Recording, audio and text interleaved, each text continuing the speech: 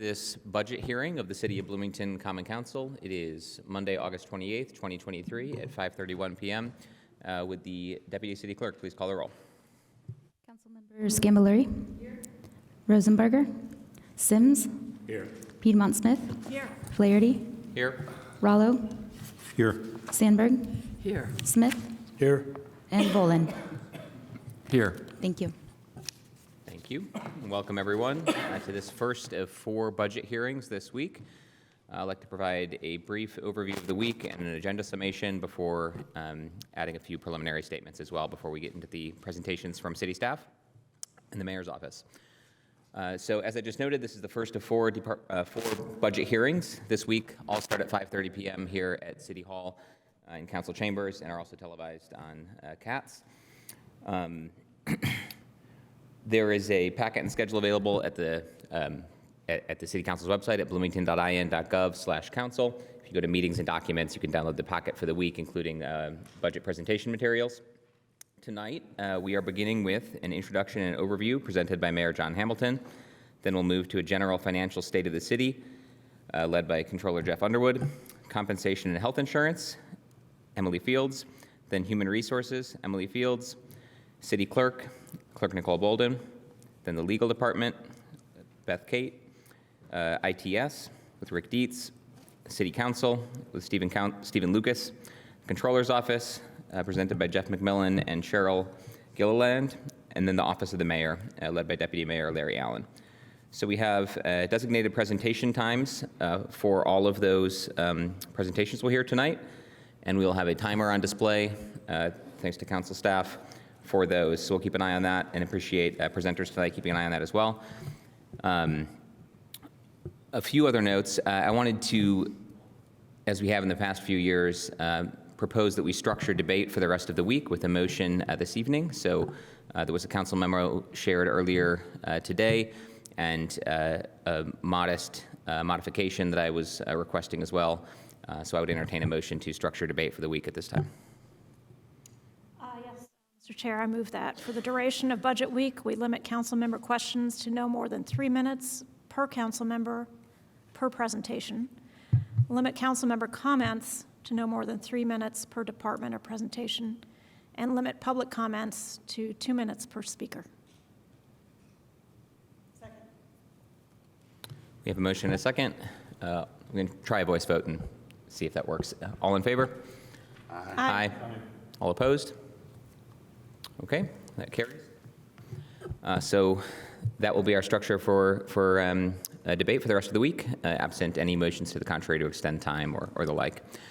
Additionally, I wanted to take a few moments to just note what it is we do at budget hearings and how that fits into the overall context of the budget process for the City of Bloomington. We are not actually considering any legislation this week. We are rather hearing presentations on the proposed budget coming from each department. So the votes taken this week, if we take votes on motions related to any department's budget, those are non-binding recommendations that reflect the council's position on the presented budgets at this time. The council's formal adoption of the 2024 budget will not include department-by-department votes. The council is scheduled to consider and vote on 3 appropriation ordinances and 3 salary ordinances later this fall. And the 3 appropriation ordinances include the civil city budget, the utilities department budget, and the budget for Bloomington Transit. The 3 salary ordinances will include salaries for officers of the police and fire departments, salaries for appointed officers, non-union and AFSCME employees, for all the departments of the city, and a final appropriation ordinance, a final salary ordinance setting the salaries for elected officials. So again, just wanted to clarify that we don't actually vote on individual department budgets during the formal adoption proceedings of the budget, but nevertheless have found it useful over the years to take a vote related to what the council thinks of each department's budget. So to that end, we used to take what we call a due pass recommendation, or a recommendation on whether or not the council would recommend that an item of legislation do pass.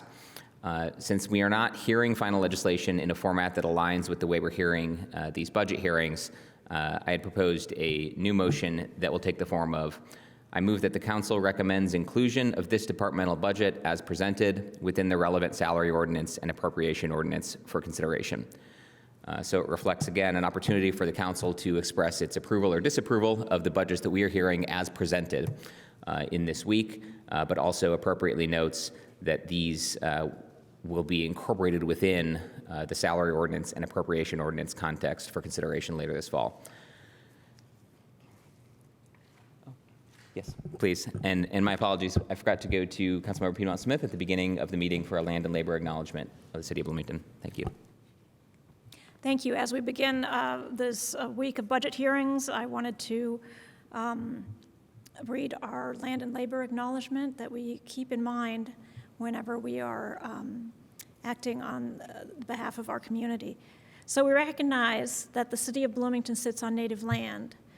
The city, as well as the city administrative buildings, are on the traditional homelands of the Miami, Delaware, Potawatomi, and Shawnee people, and we acknowledge that they are past, present, and future caretakers of this land. We also acknowledge that much of the economic progress and development in Indiana and in Bloomington resulted from the unpaid labor and forced servitude of people of color, specifically enslaved African labor. We acknowledge that this land remains home to and a site of gathering and healing for many indigenous and other people of color, and we commit to the work necessary to create and promote a more equitable and just Bloomington.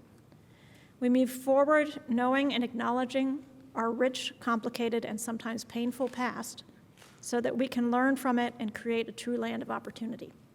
Thank you, Mr. Chair. Thank you. And with that, we can go ahead and proceed to the introduction and overview presented by Mayor John Hamilton.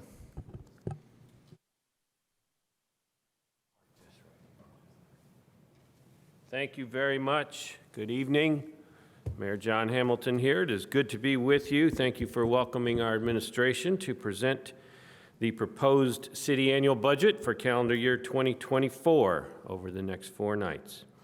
As mentioned, usually, as I do, I will introduce and frame the entire budget first and followed by those you referenced in the full series of department heads in coming evenings. I also appreciate and associate ourselves with the land and labor acknowledgement. Thank you for providing that as a statement to begin our evening. Let me also welcome those who are watching in chambers or online. And as noted, this city budget, proposed budget's online for review. And let me also thank at the outset the city staff who have worked so hard to prepare these materials, all of our department heads, and especially Controller Jeff Underwood and his team, Deputy Mayor Allen, and the Mayor's office staff. And let me thank also directly each of you for our work together on this budget with your advice, and also for our work in the city. In particular, this being my last budget presentation, I want to thank several of you who we have worked together who won't be here. You're helping move Bloomington forward with your efforts. That's Susan Sandberg, Jim Sims, Sue Scamboluri, Ron Smith, and Steve Volan. It's a pleasure working with you, and I look forward to concluding with a last budget as we conclude our service. I hope, like me, that you are proud of the results we have done together. So, to the budget. This being the administration's 8th and final budget, I'd like to suggest we need to remember where we came from, note where we are right now, and then focus on where we are headed. In 2016, with this administration's first annual budget, we inherited a generally stable financial situation with healthy cash reserves and an excellent group of city employees.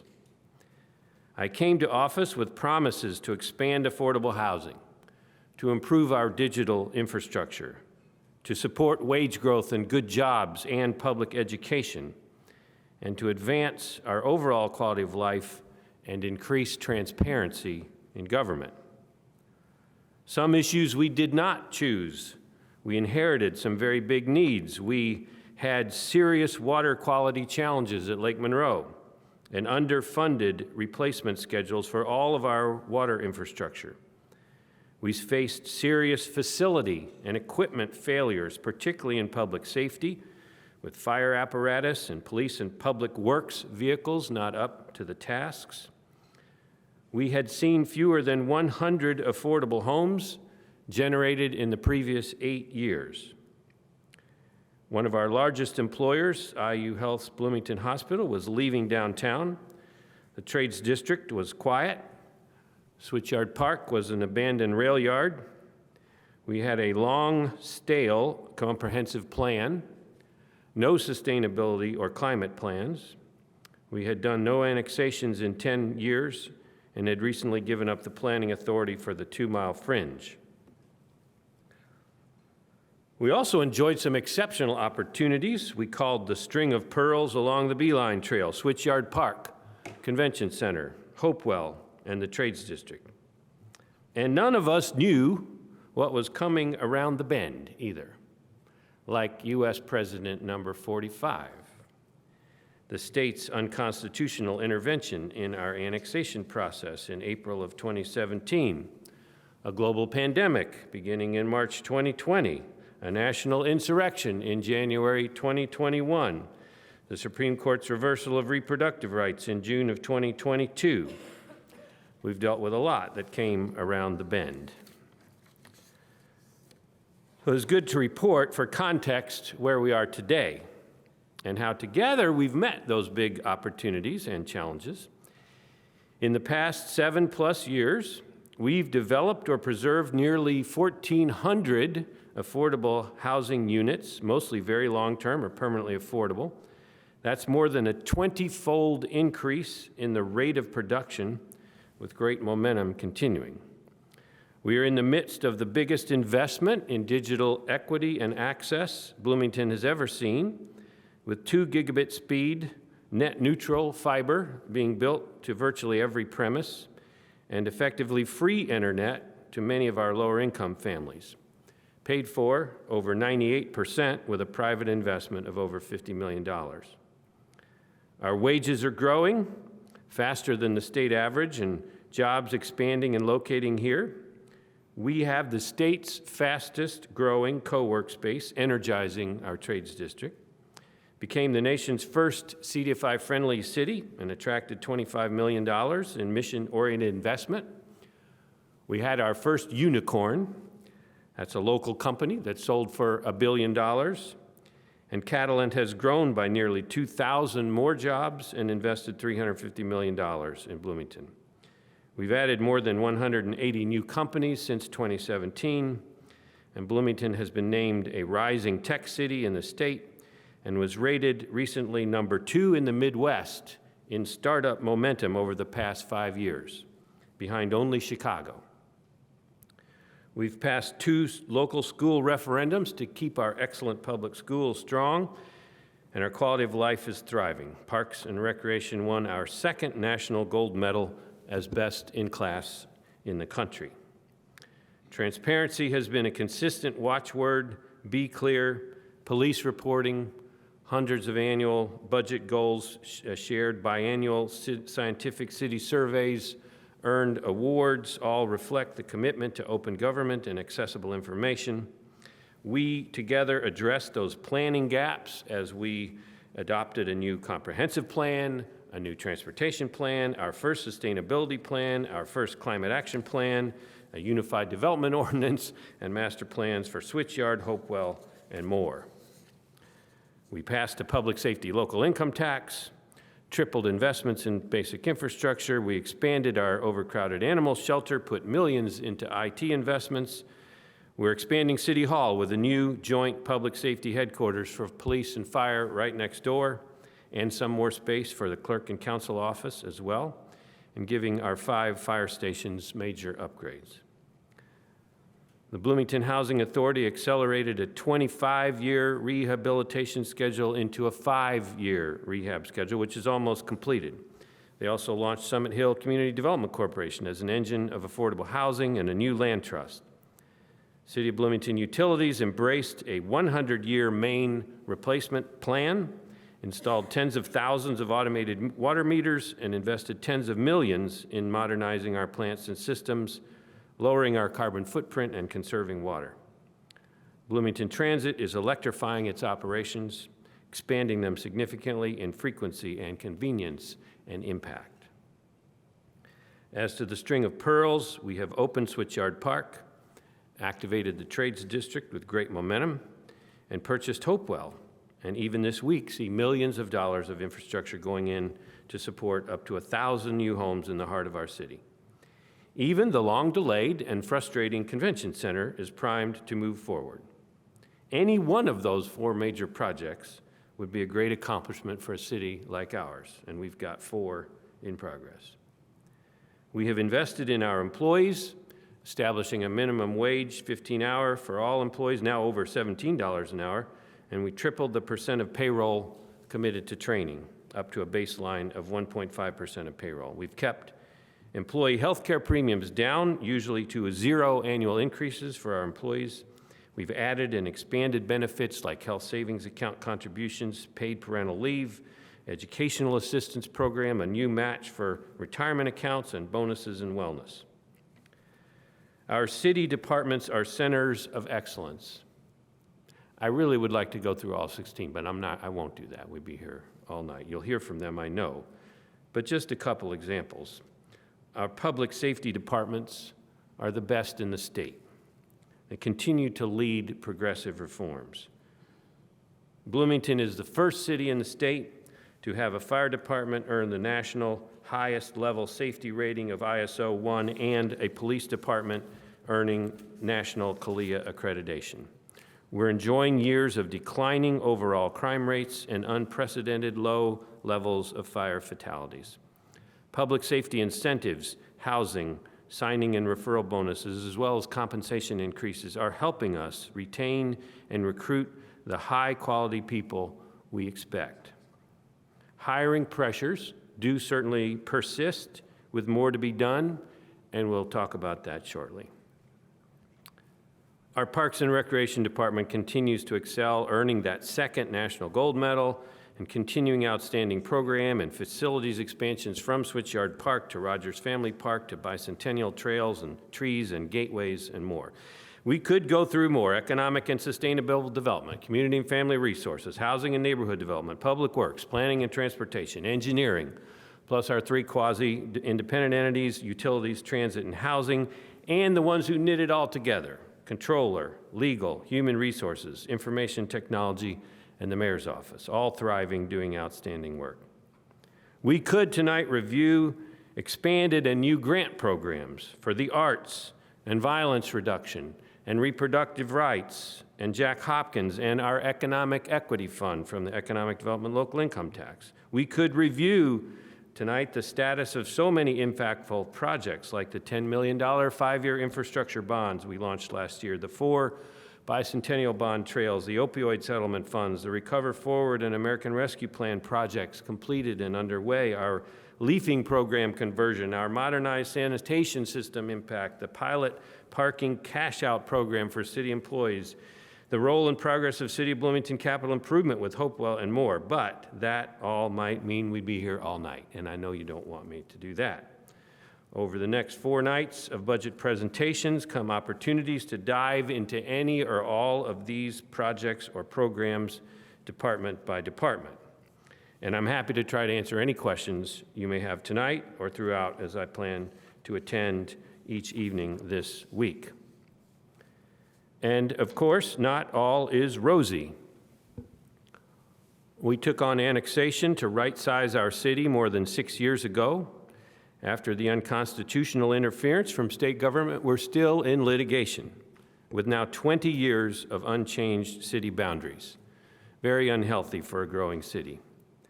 We face increasing gun activity and gun violence. Reproductive rights have been brazenly taken away from our residents. We see major public health challenges daily, especially mental health and substance use disorder.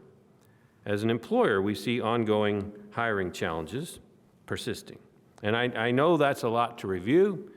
With all of this, where we are is Bloomington positioned exceedingly well, with outstanding momentum in housing, jobs, diversity, equity, inclusion, belonging, sustainability, and essential city services. Together, we weathered the pandemic and related economic storms. Our community has leaned in and is in a very strong position for the remainder of this decade. In my view, as well positioned as any city in the Midwest. how fortunate we are to live in Bloomington. As they say, the harder you work, the luckier you get. With this context, let's review the 2024 budget and where we are headed. So note that this 2024 budget will take Bloomington halfway through the decade of the 20s, the first 5 years completed of the decade. I believe we need to continue strategies that have brought us to this very strong position we occupy. That includes collaborations. Our community has made all this progress truly together. Perhaps we learned to work closely together most powerfully during the pandemic, with all the conversations and work figuring out how to deal with the public health crises, economic calamities, and human desperation. City, county, large institutions like IU and IU Health, many nonprofits, community partners, individual volunteers, all our essential workers pulled together, saved lives, and protected our community.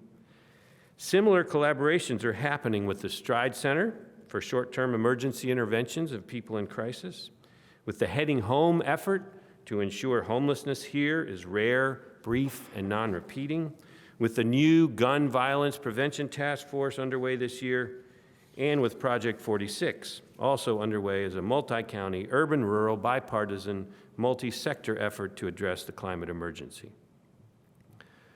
We also have let our city department heads manage and lead as we invest in our employees.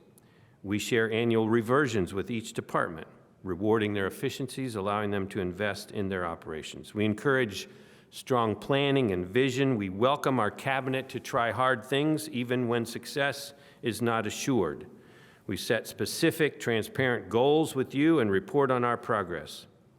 I couldn't be prouder of the team of department leaders hard at work every day, and the 2024 budget is built on continuing that strong foundation of empowered cabinet leaders and city staff.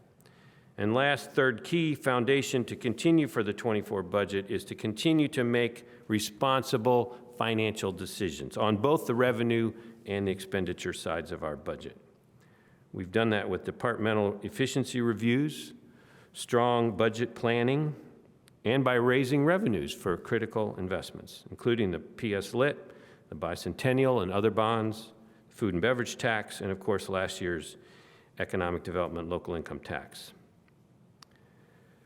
We have to also mention unprecedented federal support with CARES and ARPA and CHIPS and bipartisan infrastructure bill and the Inflation Reduction Act. We want to thank President Biden, Vice President Harris, and Democratic Congress that delivered those supports. Remember, we're still a low-tax community, and in a moment, we'll review a proposed $20 million of new one-time investments to keep our recovery momentum going. As we dive into the details of the 2024 budget, I'll repeat what I said a year ago. The 2023 budget is transformative. It truly has been and is. We will continue that in 2024 as the proposed 24 budget will let us continue our focus on key challenges in this decade: the climate emergency, the need for better and more jobs and constantly improving quality of life, including diversity, equity, inclusion, and belonging, the need for more affordable housing, and pressing issues of public health. This budget continues these efforts, and while also keeping up the basics, has been said, taking care of what we own and who we are, our city government's physical assets and our people. Tonight is a step in the budget process that began with you in April. We've had formal meetings as well as an open door to my office for discussions. I do appreciate the detailed input and advice that some of you have offered through individual meetings and conversations. We've also gotten information from the public directly and through boards and commissions. The 2024 budget continues our activity-based approach structured around on-the-ground activities to make a complex document like this more accessible. And we continue also to report regularly on the hundreds of budget goals twice annually, most recently in June. So, first let's do the basic numbers for the 2024 budget. With ED Lit and other general revenue, our Civil City operating budget proposal is just over $131 million, up about 1.4% from 2023's $129 million. The total operating budget, if you include utilities, transit, and the Housing Authority, is $229 million, a decrease of not quite 1% from the $231 in '23. Those numbers are all in the budget book shared last Friday, and we will look forward to reviewing them with you. I also will be presenting tonight an additional $20 million proposal for one-time investments paid for by our American Rescue Plan funds and Community Revitalization Enhancement District, or CRED, reserves, not in the budget, but planned for the final budget. More on that shortly. This budget contains 2023's range of transformational investments, including those supported by the ED-LIT, and it focuses new investments in 3 key areas. First, we continue our focus on being an employer of choice. We include a cost of living adjustment of 5% for all non-union employees, repeating the same level of 2023. Plus, we provide a $500 bonus flat payment to nearly all employees, continuing our extra pay reflecting the hardships of the past couple of years. We continue this year's new benefits of a $780 retirement savings match, the health savings account boost, paid family leave, continuing education reimbursement, and travel and lodging reimbursements for employees who need out-of-state access to reproductive health care. We also plan to launch a new employee health clinic before year's end.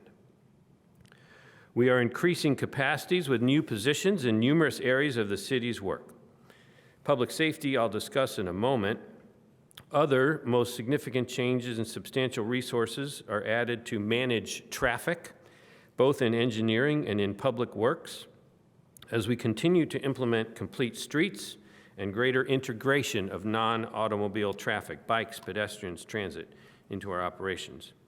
At Public Works, you'll see additional resources to oversee our sidewalk programs, as well as increases to expand the great partnership of Centerstone in our public jobs program, and a new street crew to handle utility work, repair after utility work compensated by CBU. You'll also see incremental additions at CFRD, HAND, IT, HR, Parks, Animal Shelter, and Council offices. You'll see any specific individual job additions at Utilities, Housing Authority, and Transit in their individual presentations. Second, the 2024 budget continues and expands major investments in our public safety efforts, continuing our overall evolution of how we provide public safety services and reflecting a special focus on downtown impacts that we're witnessing. An outstanding team of public safety professionals and staff conducted a wide-ranging 6-month review of our 911 dispatch processes to identify how changes might improve delivery of services and equity and impact. This group made 7 preliminary short-term recommendations, including doubling investments in Centerstone and their 988 response services, adding a nurse to the dispatch center to handle some health-related calls, and piloting 2 different ways to respond to some of the most common 911 calls, such as welfare checks. One pilot will include a team with a sworn police officer, like a downtown resource officer, with 1 or 2 non-sworn colleagues. Another pilot will include just 2 non-sworn public safety employees. The budget includes resources to implement these recommendations, including new personnel that will emphasize these expanded pilot services, especially downtown, a new second after-hours ambassador in CFRD, as well as non-sworn temporary community service specialists in the police department who will focus on services downtown. Resources for 5 new full-time equivalent personnel will be funded from the existing base BPD budget. The 24 budget also makes several specific investments in our fire department, including funding outside of the labor contract's 2% COLA to bring that COLA up to 5% for 2024. That 5% is calculated off the pay of this year that also reflected a boost to 5% from the contracted for 2%. Recent hiring has been strong, and Chief Moore will share details of that in his report, but we also believe it's appropriate to enhance compensation to continue the outstanding services from our fire department.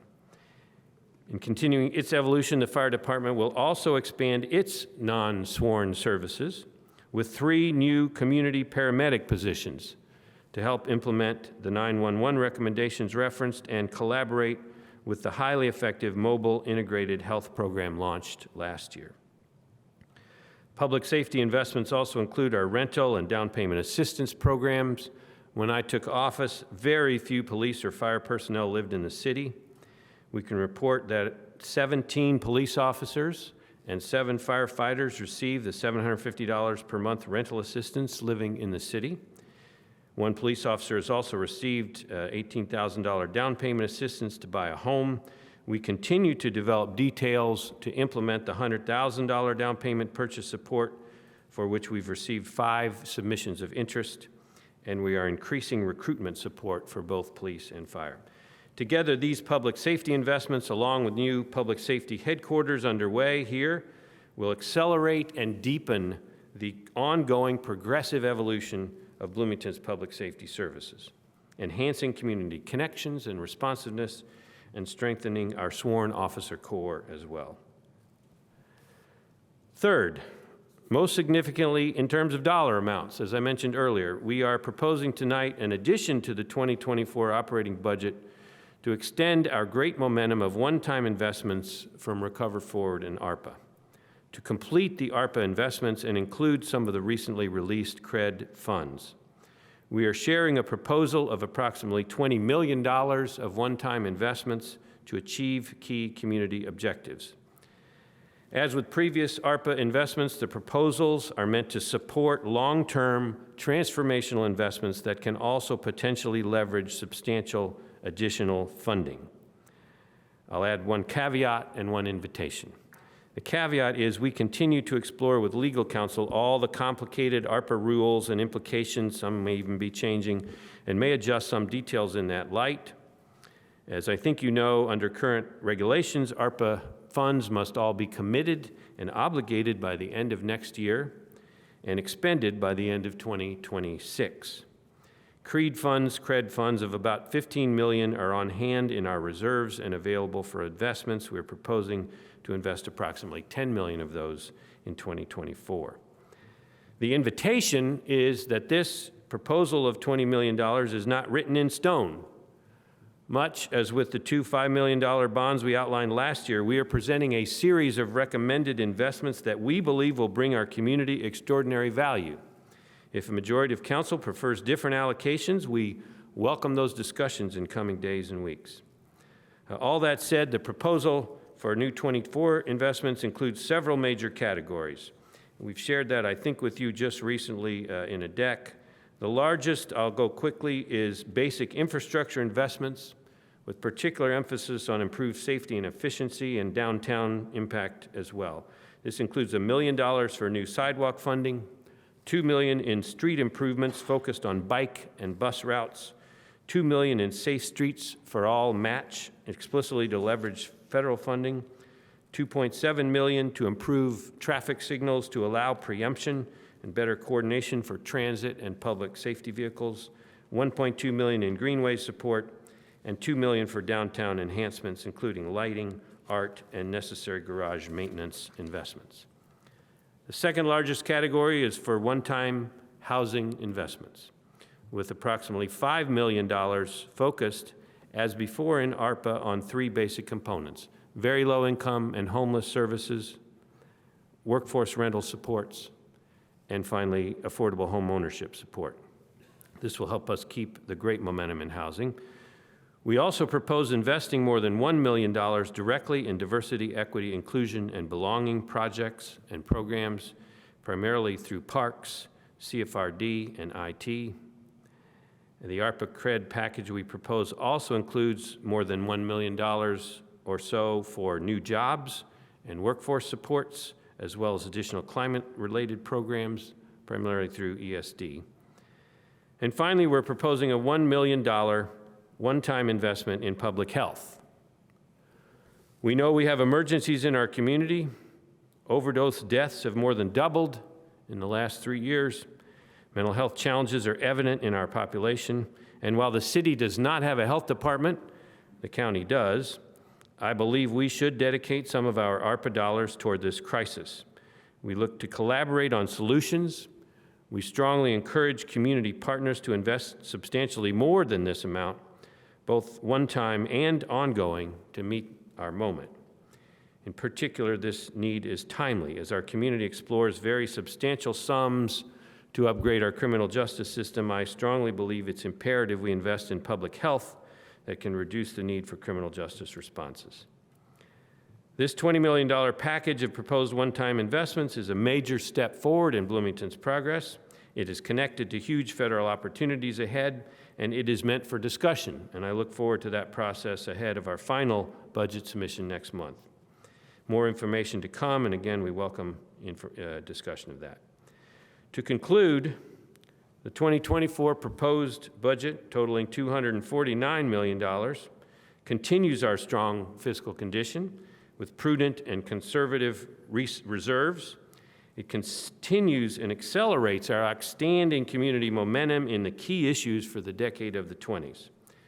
This proposed budget will help grow the middle class in Bloomington with good jobs.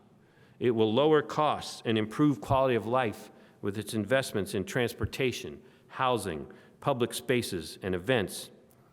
And don't forget the critically important child care costs addressed by the upcoming school referendum. This budget invests in our people, inside city government and in the community at large, and it invests in our security, both with major public safety focus and the climate response.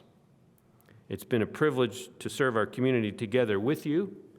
I am pleased to share this single most important city policy document with you, the proposed 2024 budget, and I look forward to continued dialogue and your adoption of this great investment in our community's future.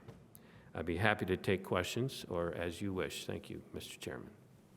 Thank you, Mayor Hamilton, for that overview and excellent use of your allotted 30-minute time.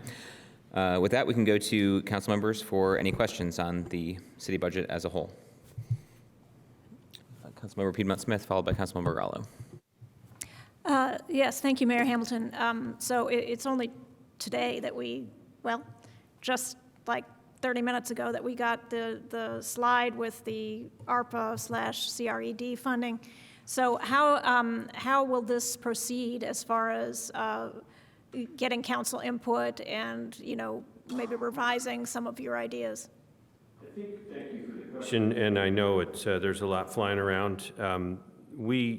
I think we'll be sharing with you in the next few days as well more written material about it, but I welcome conversations, responses, formal or informal, about this. We believe this mix kind of is continuing the Recover Forward ARPA momentum in many of the same kind of categories. We've also tried to listen to some of the suggestions from council about, for example, more sidewalk funding and that kind of thing. So we just welcome those conversations. We will need by mid-September to identify the dollar amount in the accounts and if they go into different budget department accounts. But however you want to proceed, we're ready to.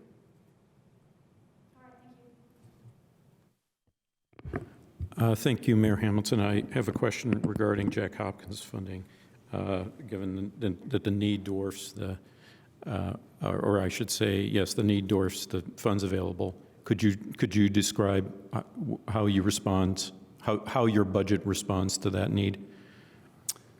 Well, the budget increases Jack Hopkins. As we have done every year, and I think that's what we're seeing. We certainly, there are a number of grant programs, some of which may step into some of that need with the reproductive rights grants, with the gun violence prevention grants and such, and the downtown grants.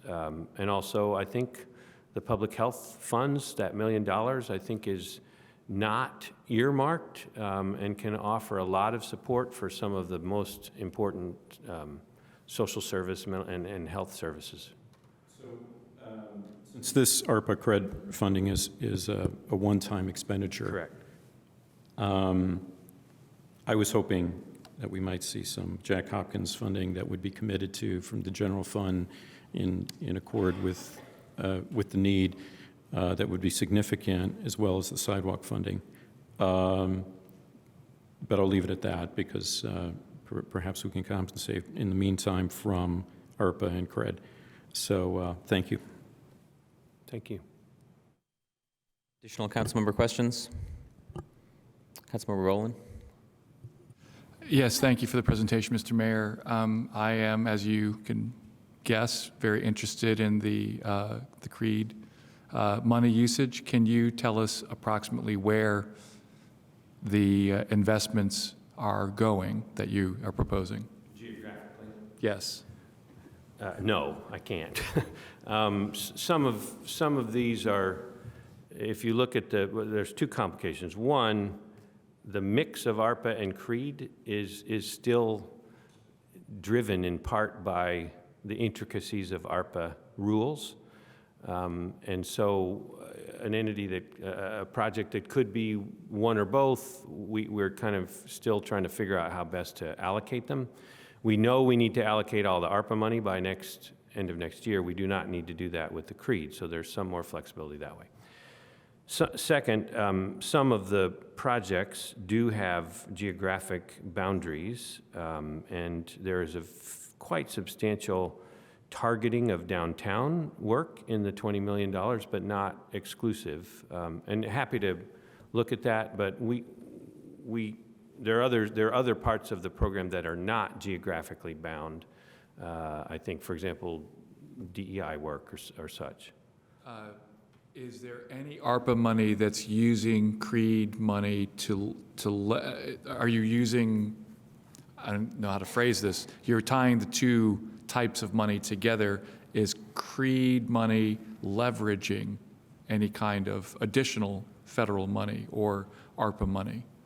Well, we hope several of the components of the $20 million will leverage federal money, additional federal money besides the ARPA. ARPA can do that itself, and CREED can do that. For example, in the housing world, in the transportation world, we certainly hope with the Safe Streets for All explicitly and such. When can we expect hard details on the proposed use of those funds? We've given you some, and we're going to keep giving you more. I hope there'll be another tranche within a week. But also, we're happy to, if there are particular areas of interest, we're happy to try to explore that orally, too. Well, you can just assume that I'm interested in every dollar of the $20 million. Okay. Thank you. Thank you. Any additional questions from council members? Councilmember Rosenberger? I wanted to ask a question about compensation, so I'll ask it, but if it's best to be talked about during compensation, just let me know. I wanted to ask where our 5% increase for employees comes from. I know the county does 6%, which is based on the Consumer Price Index and what is recommended by the U.S. Bureau of Labor Statistics for the Midwest region. So just wondering, I guess, where ours comes from, if it comes from somewhere, and then also why we don't use the same stat.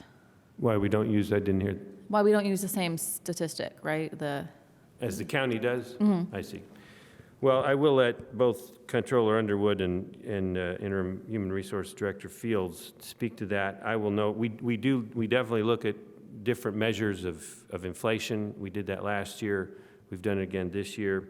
We look at the budget's capacity. As you know, we got a 4% increase in the property tax levy and a less than 4% increase in the local income tax. So that by the way, the state, it should have been 5%. The state passed a new law that cut that from 5% to 4%. So we're not excited about that. But it's really a mix of things. I checked. I haven't found any 2-year period in Bloomington's history when we did a 10%, a 5, and a 5% COLA increase. I think in addition, the fact that we chose to put some of the money in fixed dollar amounts, which are more progressive, if you add that to some, it's more like 7% or 6.5% to lower income employees. The 500, the 1,000 was more like 8+% for some. But we do a mix of those. Any additional questions? questions this time? Seeing none, I'll go ahead and invite members of the public to comment if you would like on the introduction and overview as presented by Mayor Hamilton, keeping in mind. I want to take a personal moment to thank Controller Underwood, who's presenting his 8th budget with me. I don't know how many for the city, but I so sincerely appreciate his work, an amazing public servant, and I know you'll hear from him tonight, and I just want to thank him for all the work that he's done in the last many months and many years. Thank you. Absolutely. Thank you so much. So again, if members of the public would like to comment in response to Mayor Hamilton's introduction and overview of the 2024 city budget, we would consider public comments at this time, keeping in mind, of course, that we will hear each department's budget in sequence over the next 4 nights, and there will be opportunities to comment then as well with specifics. And if you're on Zoom and you would like to make a comment as a member of the public, you can do so by raising your hand using the Reactions tab or the More tab. And then I can unmute you and you can make your comment. Would anyone in chambers like to speak during public comment period for this presentation? Seeing none, do we have any online? Deputy Attorney Kulak. No takers online. Okay, and with that, we will return to council members. A couple of notes. First of all, for these first 3 presentations, we don't need to consider motions about our approval or recommendation since they are not part of the department's budgets that we would consider that for. And second, just wanted to remind council members that there will be a period at the end of the meeting on Thursday night for council member comments about the budget as a whole, which may be another appropriate time to share thoughts. But at this time, I would invite council members to share additional comment in response to the overview, if any. Councilmember Piedmont-Smith. Well, my only comment is that I would have much appreciated seeing the ARPA/Creed fund proposals much earlier. Thank you. Comment from council members? Seeing none, we can go ahead and proceed to the next presentation for the evening. That is the general financial state of the city, presented by Controller Underwood. We have 15 minutes allotted for this presentation.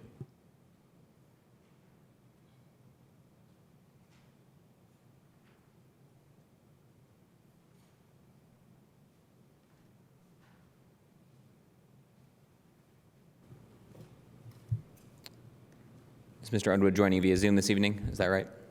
I'm looking, I believe Mr. Underwood's not on the Zoom at the moment, but Jeff Million and Cheryl Gilliland are. Okay, we can give it a moment or request clarification from the other controller office staff. If we're having a technical glitch, we could consider reordering that item in the agenda until we can resolve it.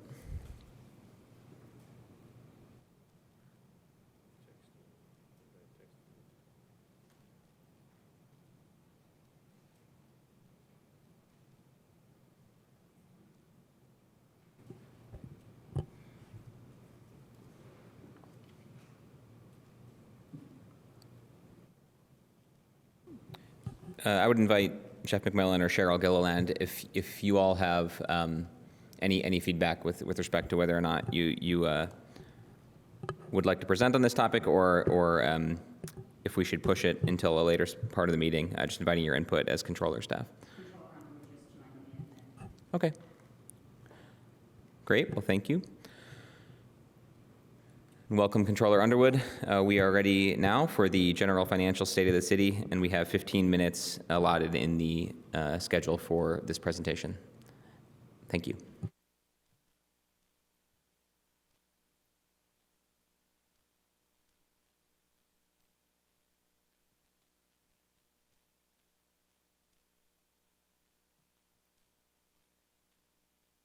Good evening. Can you hear me all right? It's a little faint at the moment. We may need to adjust volume on our end. Please go ahead.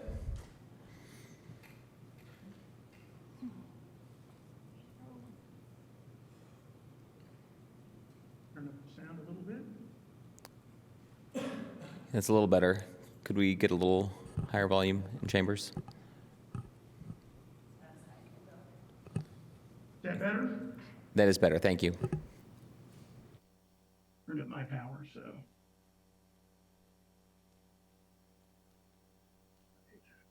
Started here. Good evening, Jeff Underwood, City Controller.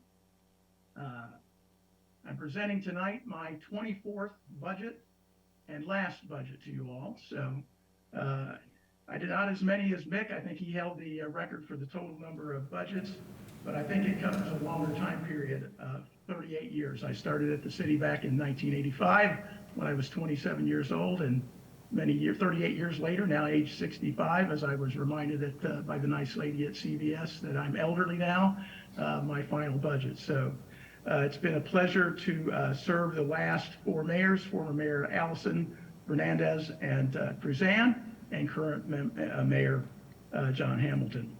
I'd like to thank all of the department heads for their hard work and time in putting this budget together, as well as staff in the controller's office and the mayor's office, but especially to Julie Long, Kelly McLaughlin, Cheryl Gilliland, and Jeff McMillan. I could not have got it done without them or the support of Mayor Hamilton to get this done.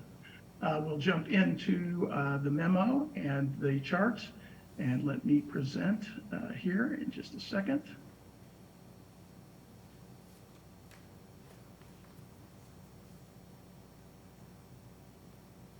Can you see that? I guess I should share. And can you see that? Yes, yes, we can. Thank you. All right. So to get started, it's been a tough few years with COVID and coming out of that and high inflation. We continue to see increases in the cost of goods and services and shortages of laborers. The good news is that we received significant assistance from federal recovery programs such as ARPA, American Rescue Plan, and CARES, as well as the ED Lit. We continue to see strong growth in both our levy due to strong wages statewide and growth in our local economy as seen by the growth in assessed values in both the city and county. We obviously will continue to monitor economical and fiscal conditions and use caution with the pace of our investments and stay nimble and ready to adjust over the next 18 months. A little bit of a review. We ended 2022 with reserves between the city's general fund and the rainy day fund of 41.9%. To put this in perspective, this would allow us to pay for approximately 5 months of the city's general fund expenditures without receiving any other revenues. We're projecting these levels to be 48.9% and 39.2% at the end of 23 and 24 respectively. Property taxes, these continue to be a significant source of revenue for the city's general fund, Parks General Fund, our debt obligations, and our cumulative capital development fund. The total of that represents 34.7% of our total revenues, and the state has estimated this source of revenues will increase by 4%, the maximum allowed for 2024. I would like to note that the state legislature, in their infinite wisdom, reduced that from 5% to 4%, and we would have seen a little bit better growth in that. The second largest next is local income taxes, and these funds are collected and remitted by the state. The LIT is composed of 3 categories: distributed shares, which goes into the general fund; economic development, which goes into its own fund; and public safety, which goes into its own fund as well. These represent a total of 11.7, 13.1, and 5.4% total, a total of 30.2%. Finally, miscellaneous revenues. This is revenues such as fees for service, permits, sanitation, parking fees and permits, fines and interest income, and other sources of revenue, and they represent about 55.1% of the total revenues. As presented, the overall budget, not including utility or transit, the request is $131.2 million, which is an increase of $1.8 million or 1.4%. As noted by the mayor, we will be talking about and presenting a budget for the use of ARPA and CRED funds at approximately another $20 million, and that would adjust this figure to $151.2 million, or an increase of 16.9%. So once we finalize those numbers, we will update this information and that'll be in the next presentation as well. Some charts that we provided to you, as you noted last year, you requested that we provide you with a chart by department down the left-hand side. I know this is a little busy because there's a lot of departments and a lot of funds, and then all of the various funds that we're asking you to appropriate from the general fund to our new opioids funds as well. So you can see that broken out down by department and then totaled up by fund and by department. It comes back to the $131 million. To give you some idea of the breakdown of how we spend our money, this is a chart by function. Public safety is the largest at 29.9%. Then you have outside services, actually the largest at 40%. So that's outward facing dollars. Tax caps represent 1%, debt service 3%, parks and recreation 9%, capital 7%, and administrative costs such as the legal department, human resources, and controller 11%. If you look at that by the categories, if you remember, we have 4 categories, which are category 1, personnel services. The total budget is made up of 50% of personnel cost or people. You also have supplies that represent 6%, that's category 2. Outside services is 32%, and then debt service is 3%, and then capital, which is category 4, represents 9%. As I noted before, this is just the summary of the actual and projected year-end cash balances, and unfortunately it doesn't fit all on one screen, but again, this is the projected and actual reserve figures of 41.9, 48.9, and 39.2%. And again, historic levy growth going back to 2003, you can see a high in the first year of 4.8%, slowly dropped down through the bad years, and then we saw it slowly come back to us, and like we say, we've received the maximum allowed the last 2 years of 5% and 4%. The next one is just the historic cash balances that we present each year. This is a 10-year look back of all the different funds that have been appropriated. Obviously, in some years there's zeros because they didn't exist at the time in the new funds. So from the general fund that's been around forever to our opioid settlement funds, restricted and unrestricted, which are the 2 newest funds that we've added. Next up is the PS Lit 10-year capital plan. Here is the fire department, as you can see, listed out year by year, including future projects. The total's a little over $76 million. Then you have the police department, same time period, 10 years, and a total of $14 million, and then combined $90 million for the 2. I'm happy to report of the amount requested was $3.96 million, and we believe we'll get about $4.67 million. So we were able to fully fund all the requests going forward for 2024.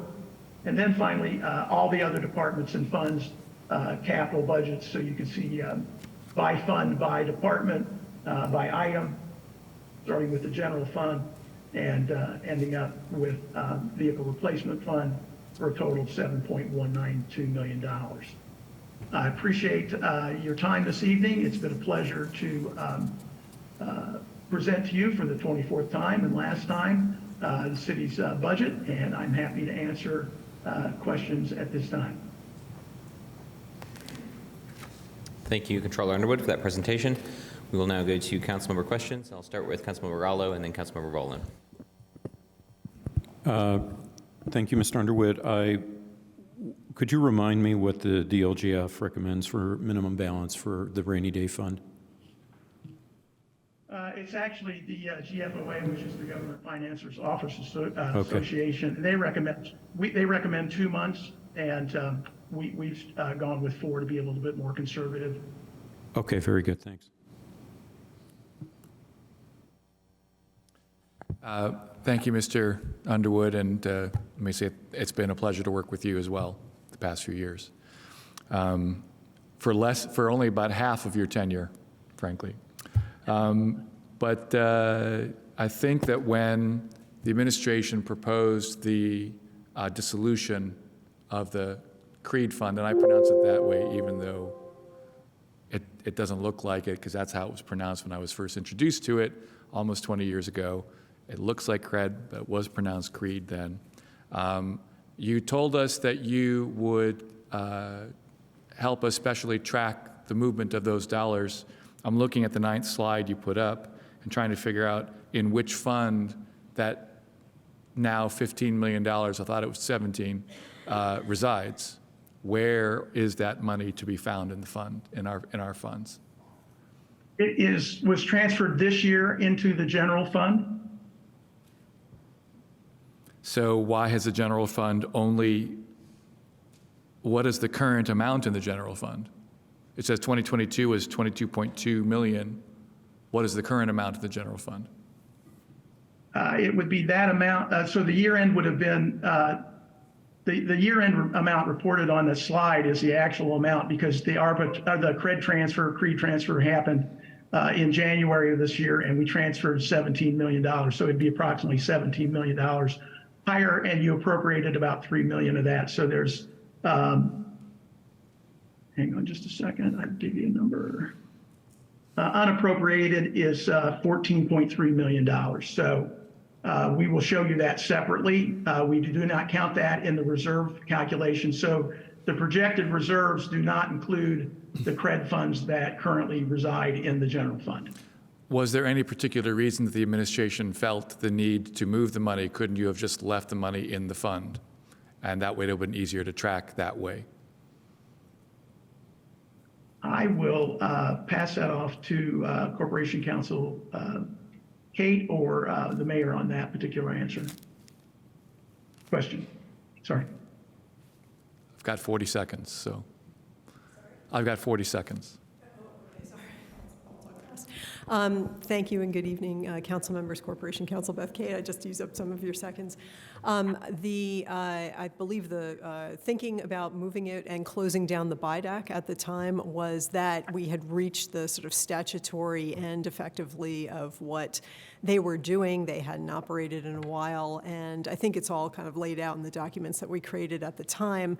But the idea was this would free up uses for the fund. It wouldn't restrict the fund in any way in terms of what it could be intended to use. That's for my use. time. So Thank you. there you go. Councilmember Scambolery, and then Councilmember Piedmont Smith.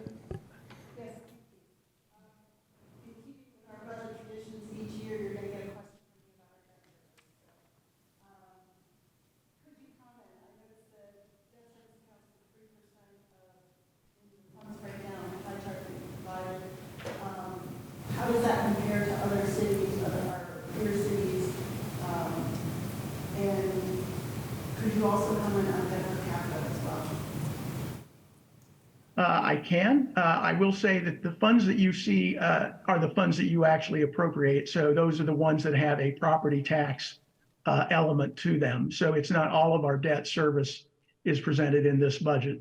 There's various other debt as well. We look at total overall debt, as does Standards & Poor, who reviews our bond rating. I'll get you an updated number on the debt per capita and where that ranks. But as we've looked at that, we're a relatively low debt city as far as both total debt and debt per capita. So I will say that we just recently went through a review with S&P, and we maintained our AA general obligation rating, which is very high for a city our size, and then AA- for revenue type bonds as well. And do you know our total percentage of debt service across all of our funds? Can you share that with us? I can get that. Okay. I can get that information for you. Okay, yes, I'd appreciate that. And also a question regarding miscellaneous revenue, accounting for 35.1% of total revenues. That's a pretty big percentage for me. Is there anywhere we can go to find a detailed breakdown according to federal and state highway funds and how much comes from fines or interest income or so forth? Where can we go to find that? We will present that in what we call the Form 2s, and we'll get that to you. That breaks down all the miscellaneous revenues by fund. Okay, when does that typically arrive? When is that typically available to us? That typically arrives at when we go to the next phase of the budget, which switches us from program budgets to the required state forms that you all vote on. Okay, thank you. Yes, thank you, Mr. Underwood. I have a few questions. So I noticed in the page that has all of our funds scrunched together, I had to squint at it to read it, but there is something called a COET special distribution of $1.6 million that goes to Public Works Streets Department. Could you tell me where that comes from and why it went to streets? Yes, I can. As you know, we are guaranteed with our local income tax, our annual distribution. So once the state sets that limit amount, we are guaranteed to get that, unlike property taxes and all the other miscellaneous revenues. And they're able to do that because the state, when they created the local income tax, created a state escrow account that they keep a certain amount of money in by county and unit. That had grown very large over the years, and the units were saying, "Hey, look, we could use that money. Why does it have to be? Why does that reserve account have to be so high?" The state legislature created a formula to calculate what the maximum amount should be, and the very first year that and then they said that the state needed to distribute anything in excess of that. And in the very first year, the legislation was very special, and it said you had to create a COET option income tax, which was the name of the lid at the time, for that to go into, and it could only be utilized against street projects. So we have had that fund for a number of years. So when we were looking at funding this year, it was just sitting there, and we said, why don't we utilize that? We have a need for it. So that's why it's associated. That's why it's being appropriated, and that's why it's being associated with the street department. And they'll give you more information on that when they present Public Works on Thursday night. Okay, thank you. When the Indiana law says we can only use it for street projects, does that include like bicycle and pedestrian infrastructure, or is it purely for automobile infrastructure? Do you know? I believe it was automobile. It may include some sidewalks, but we'll double check. But it was very specific legislation. Okay. I have 36 seconds left. How does money get put in the rainy day fund? It would be appropriated. It would be presented by the administration to the council, and you would appropriate it out of whatever fund into the rainy day fund. Okay. I don't remember doing that. Is it pretty rare? It's only happened once or twice, I think, a number of years ago, and it's only been appropriated out of once. You all did it when we first hit COVID. We used it for Recover Forward money. Okay. Thank you very much. Additional council member questions? I have a brief follow-up on Councilmember Piedmont Smith's question and your response, Controller Underwood, about the COET special distribution. I might have just misheard. You mentioned the legislatively imposed restrictions on that fund when it first came to be. Are those still in place, or did I hear you say that it was an initial restriction? It was an initial restriction only on that distribution. So that money had to go into the fund, and it could only be used for those purposes. Subsequently, they got rid of that requirement. So subsequent distributions go back to the fund that the funds went into originally. So if it's certified shares or ED lit or public safety. Okay, got it. And then it goes back, and then it can be utilized for whatever that particular fund is set up for. So like in the case of the general fund, any legal purpose. And so what shows up in slide 4 in your presentation then under the Streets Department, the COET special distribution, is that, can you circle that for me, circle that square, like was that? Sure. Yeah, that's the money that's in the fund from that initial distribution. Okay. I forget how many years ago. That does reflect the initial distribution, not subsequent distributions. Okay, No, just that. great. Thank you. Last call for any council member questions on the general financial state of the city presentation. Seeing none, I would welcome public comment on the general state of the city, general financial state of the city. If anyone in chambers would like to make a comment, please raise your hand. We'd welcome you to the podium to make a comment. Or if there's any folks attending on Zoom that would like to provide comment on this period, you can do so by you can indicate your desire to do so by using the raised hand function in Zoom. Do we have any takers online? Okay, and seeing none in chambers, we'll return to council for any comments on the general financial state of the city.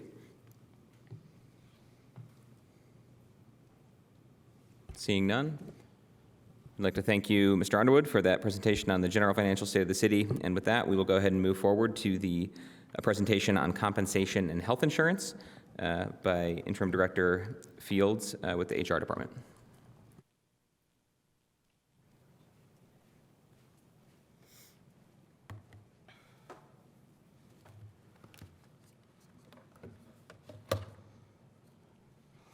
Good evening, council members. My name's Emily Fields. I'm the interim HR director. I do have a cold, so I will try to speak as clearly as I can. The compensation and benefits presentation is the first of two presentations from me this evening. Here are a few of our accomplishments related to compensation and benefits. We completed salary surveys in 2017 and 2018, which influenced employee pay, and we're currently conducting a classification and compensation study, which will be completed in the near future. Near the beginning of this administration, the mayor and city council increased the minimum hourly rate to $15 for regular employees.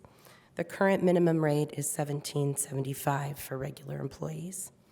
Pay rates for temporary employees are also adjusted each year to ensure that all employees are paid at least the city's living wage, which is going to be $15.75 next year. To promote employee safety, HR implemented and continues to manage a COVID-19 vaccine incentive program, which gives employees cash incentives for getting COVID-19 vaccines. We also provide an annual $600 discount on insurance premiums for employees who received the bivalent COVID-19 vaccine. And with that discount, an employee can currently receive employee-only high-deductible health care coverage for $0. The city increased its contribution to health savings accounts for those on the high-deductible health plan by $850 this year. And now we also provide up to $30 per pay in 401A retirement account contributions when an employee contributes to 457B deferred compensation retirement account. Supporting our desire to become an employer of choice, our budget reflects increases to employee compensation along with a desire to maintain the newer programs that we implemented this year. Specifically, our budget includes the following increases to base pay: a 5% increase for non-union and elected officials, contractual increases for police, AFSCME, and fire. Almost $280,000 has been budgeted to give certain firefighters an additional bonus. This would be, as a reminder, we gave firefighters a one-time COVID-19 retention bonus this year. That was equivalent to 3% of their 2022 salaries. So this bonus plus their salary would be equivalent to a 5% increase to their current salary and that COVID bonus. If that makes any sense. Common law or temporary employees will receive no less than the living wage, which again is $15.75 next year. Most employees, with the exception of some sworn police officers, will additionally receive a $500 bonus next year.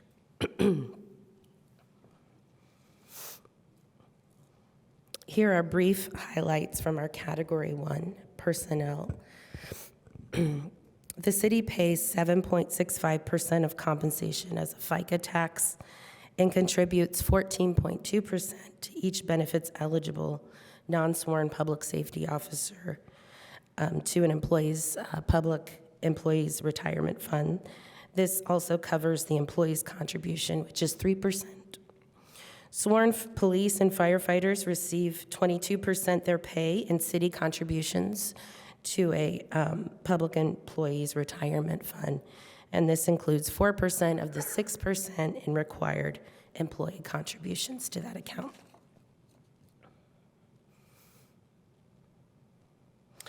The city budgets $14,274 per benefits eligible employee for insurance and benefits. Premiums for medical insurance through United Healthcare are included in that budgeted amount. City medical premiums are only increasing by 3.5%, whereas 12% increase is the medical trend.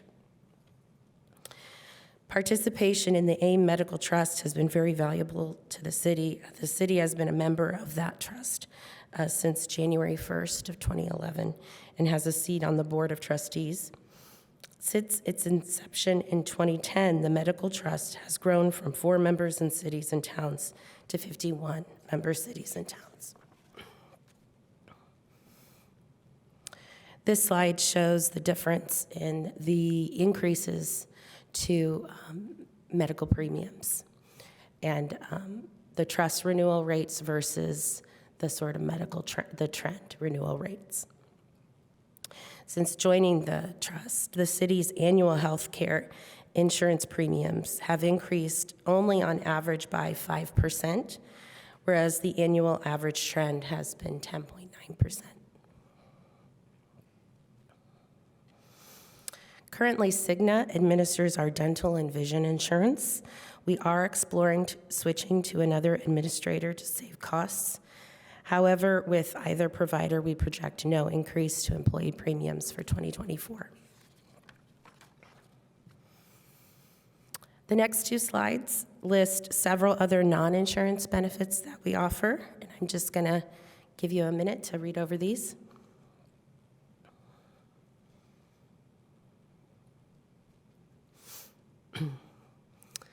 A few things I'll highlight from this list. The city is planning on repurposing and expanding its current Bike to Work program into a sustainable commuter program.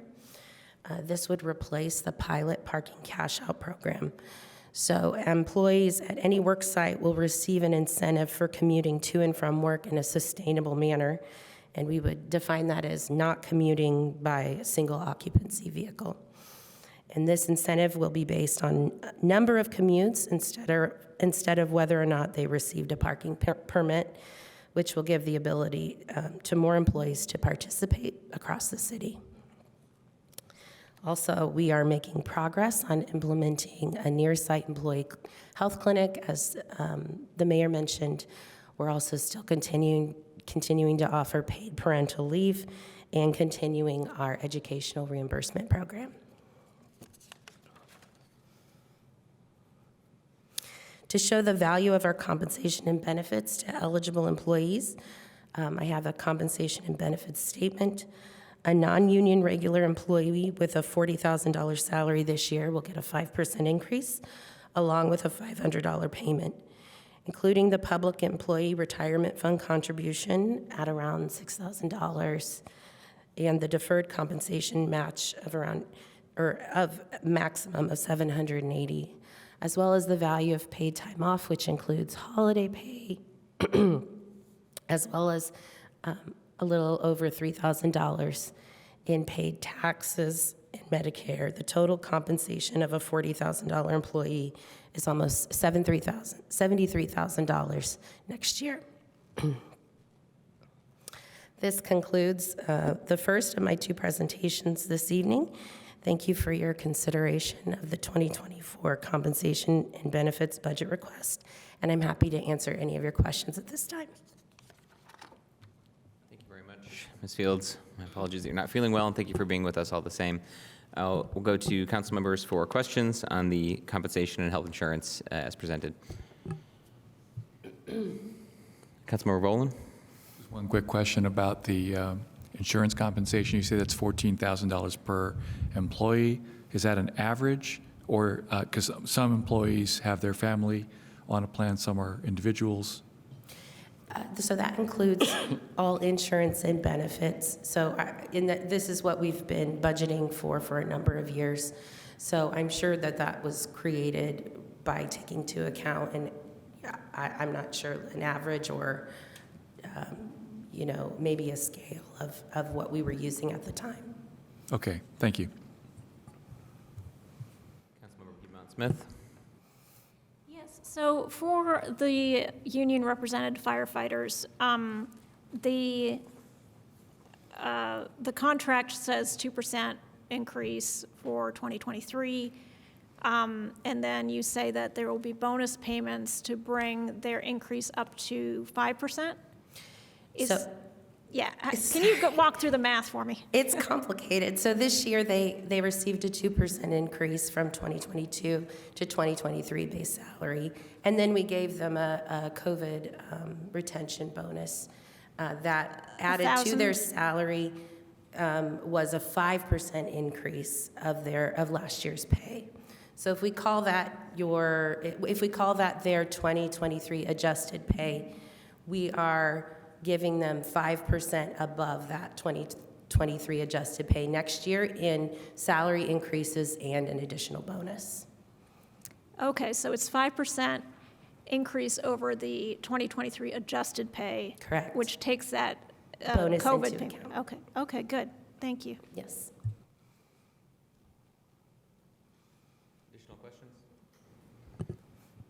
Councilmember Rallo. Yes, just could you clarify, so most employees receive a $500 bonus. Which employees are exempt? It's certain sworn police officers. I'll have to get back to you on which ones. Okay, what about temp employees? This is only for regular Okay, that's what I employees. thought. All right, thank you. Good question. Additional councilmember questions? Seeing none, we could go to the public for any comments on the compensation and benefits as presented by Ms. Fields. If anybody in the chambers would like to speak, please go ahead and walk up to the podium to do so. And if you are joining us online, you can use the raised hand function in Zoom to express your desire to speak on this matter. I'm not seeing anyone in chambers. Do we have any takers online? Deputy Attorney Kulak. Okay. Seeing no public comment on the compensation and benefits, I'll return to the council for any final comments on the compensation and benefits presentation. Councilmember Piedmont Smith. Yeah, just to say, I'm sorry to see the parking cash out go away. I understand that it will be replaced by a $500 per year incentive to not use a single occupancy vehicle, but as was mentioned last year, when we did get the pilot parking cash out program, the cash amount was never really equivalent to what it actually costs to park in downtown Bloomington. So I'm disappointed that this program, the pilot, has been dropped and not continued to an actual level that reflects the value of a parking pass here at City Hall. So I just wanted to mention that. That's unfortunate. Additional final comment from council members? I'll briefly echo the comments of Councilmember Piedmont Smith. I appreciate the shift, I think, as I understand it, though I'm curious to learn a little bit more about the proposed adjustment in that program, which gets at, I think, one of the challenges we talked through last year, which is that parking isn't the same everywhere. And we wanted to be fair in how we gave that benefit to folks, but would agree, I think, with Councilmember Piedmont Smith's reference to the value of parking, and I think it was something more like $800 or $900 annually that it would cost to have a permit in a city-owned lot downtown. So ideally, would like to see it adjusted to that level, but again, look forward to asking about details with respect to the evolution of that program. Thank you. Seeing no other final comments from council members, we can go ahead and proceed to your presentation on the human resources proposed budget. And we'll follow the same format of questions, public comment, and council member comment. But starting with this departmental budget, we may want to consider motions expressing the council's approval or not of inclusion of the budget as presented in the appropriate salary and appropriation ordinances. Thank you. Please. Thank you. And so now I will talk about HR's budget.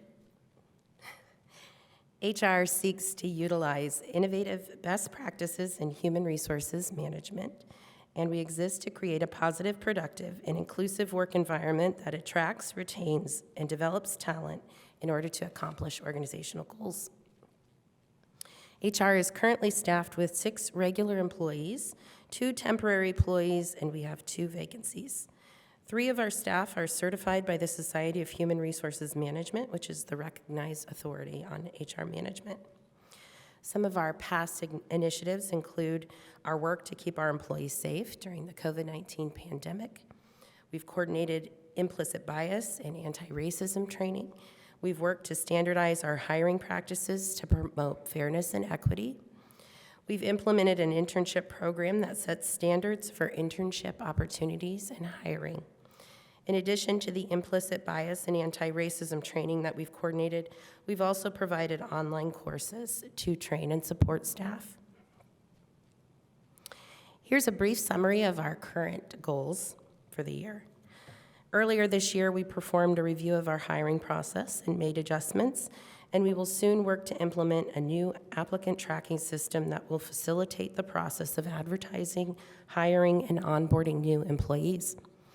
We plan on replacing some of our paper forms with electronic versions to save time, paper, and reduce errors. We also plan to publish a revised version of our personnel manual by the end of the year. We have a goal that all HR staff would take advantage of an opportunity to network with other HR professionals to increase our awareness of innovative programs and activities in HR. Annual training in harassment prevention and diversity and inclusion will be required later this year through on-demand videos that HR assigns and manages. In addition, we will send out an internal department services survey in Q4 to department heads, and we summarize the feedback for those departments as well. Finally, HR will coordinate 3 appreciation events this year, a picnic next month at Switchyard Park, a holiday luncheon in November, December, and then an employee recognition event in Q4. In addition, we've been working with consultants on a classification and compensation study, as noted earlier, of non-union civil city positions. We've chosen a provider for a near-site employee health clinic and hope to have that available to staff in December. Our benefits team took time to explore what low-cost or no-cost non-insurance benefits we could implement for our employees to improve our competitiveness as an employer, and we are still evaluating those recommendations. Open enrollment for insurance will be in Q4, and we will continue to send out a survey and evaluate collected feedback to improve the process for the following year. Our 2024 goals are categorized into the following programs: staffing, compliance, employee relations, and compensation and benefits. The first set of goals is related to staffing. Our first staffing goal is to approve requests to hire for vacancies within an average of 5 business days of receiving the request. Our second goal is to implement a virtual onboarding process by the end of Q2. Our second program is compliance.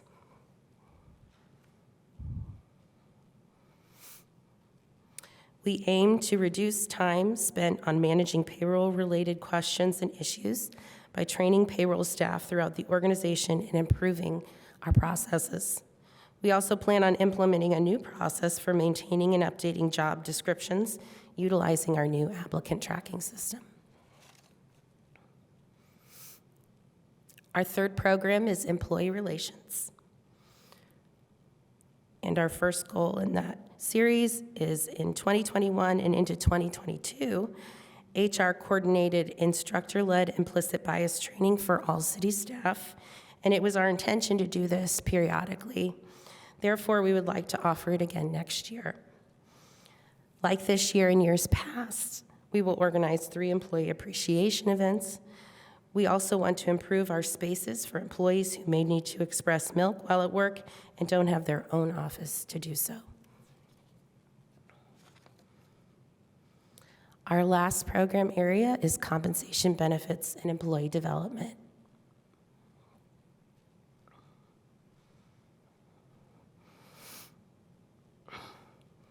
We will conduct an annual open enrollment survey by the end of quarter 4 to improve the annual process, which is at the end of October, beginning of November each year. We also plan to select a human resources management software in coordination with ITS. The Human Resources Department's budget request is $2,415,985. This represents a 21% change over the prior years. The personnel request represents an increase of $508,023, or 30% over the prior year, and includes a 5% cost of living increase for HR's regular employees, and it also includes salary for a new part-time HR coordinator. Our supplies request is increasing by 67%, and our other services request is decreasing by 27%.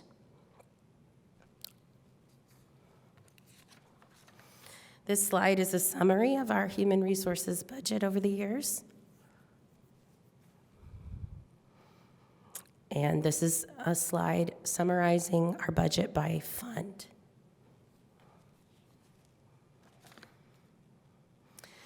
The 2024 Human Resources budget reflects increases that align with our mission to create a positive, productive, and inclusive work environment that attracts, retains, and develops staff in order to accomplish organizational goals. Thank you for your consideration of this budget request, and I would be happy to answer your questions at this time. Thank you very much for your presentation. We can now move to council member questions on the human resources budget. Councilmember Piedmont-Smith, and then Councilmember Sandberg. Yes, thank you, Ms. Fields. So the COVID vaccine incentive, is that ongoing so people get their booster shots, or was that a one-time thing? That has been ongoing. Next year, we're planning on changing it and possibly combining it or offering an additional incentive with a flu shot. Okay, thank you. Thank you, Ms. Fields. With regard to employee relations, could you give us just a benchmark as to how much of your time or your staff's time is taken up with employee complaints and grievances? Now, I know HR is a very private affair, and a lot of these things are confidential, so I don't need details, but just can you give me a general idea as to how much of those concerns you've been dealing with over the past tenure? I would really have to think about that, and I would say it definitely ebbs and flows. Yeah, that's really hard for me to estimate. I will say that our HR generalist primarily deals with employee relations issues. That also includes managing leaves of absences and family and medical leave, as well as accommodation requests, and then myself. And an assistant director, when they fill that role, will also spend time in those sorts of areas. But I would say it's very hard to. So you don't have a way to quantify and give us a ballpark figure in our next? No, I can say that those 3 staff members are the ones who primarily address those types of issues. Now, of course, there are union and non-union, so I'm assuming that a lot of the contract negotiation issues, those are coming to you as well, some of the union concerns about contracts. The contract negotiation process is, there is an internal team that manages that, composed of, in the past, the controller, the corporation counsel, the deputy mayor, and the HR director. Now, if the unions feel like, if AFSCME union feels like their contract has been violated. They would file a grievance, which would start at the process starts at the supervisor level or the department head level, and then escalates all the way up to the mayor's office, where legal would respond to that step 3 grievance. All right, very good, thank you. Additional questions from council members? Councilmember Smith? Thank you. Thank you very much for the presentation. Can you quantify what is the existing cost for the parking cash out program? And then do you have an estimate or thought on if you transform it into a different program, what does that mean as far as a fiscal impact? Thank you. That's a good question. We've currently budgeted, I think, a little over $100,000 for the parking cash out program. We've only had, we had 17 take advantage of it, and then we had 18 take advantage of it the second year when we doubled the amount from $250 to $500. So, 18 times 500. I don't know what that is, right? But that's the current cost of the program. It will be did I read it right? It will be extended to everyone in City Hall then in the future? And how do you estimate what the fiscal impact of that might be? Or do we not know yet? I would say we don't know yet, and we don't know how people are going to behave. We know who's participating in our Bike to Work program, which is what we would like to retool. But I don't know how people might react and how they might change their behavior given an incentive. I think $100,000 is a good start. Good start. Okay, fair enough. Thank you, Ms. Fields. No Appreciate problem. it. Additional questions? I see Councilmember Scambolery, then Councilmember Rosenbarger. Yes, thank you. I appreciate your report, thank you, and your presentation this evening. We've heard almost every year for the past several years about the challenges of recruiting and retaining individuals in law enforcement. I know we've made some additional investments in that area this year in the form of a person. Could you talk about how well that has gone, or how not well that's gone, and what kind of, I'm especially interested in how we're measuring that person's success. I'd be happy to. We don't have a lot of data to evaluate what methods are effective right now, but we are tracking that data. Our talent acquisition specialist started in April, and since then he's been to at least 2 or 3 recruitment job fairs. They've worked on a lot of things like creating flyers. He's been supporting the new fire recruits, helping them get through their process. We've got lots of plans to create recruitment videos, to expand our advertising, to go to additional job fairs, especially at historically black colleges. So we have quite a bit planned for this year still and for next year.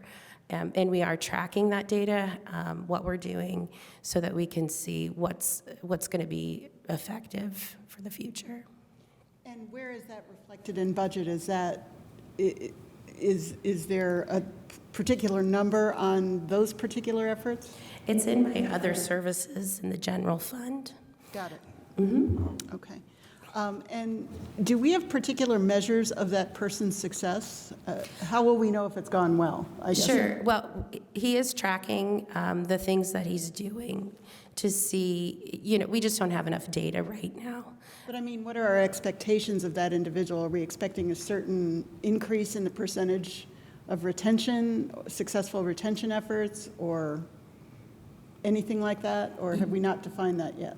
So certain things that we're tracking, that we plan on tracking and evaluating are, do we see an increase in the number of qualified applicants?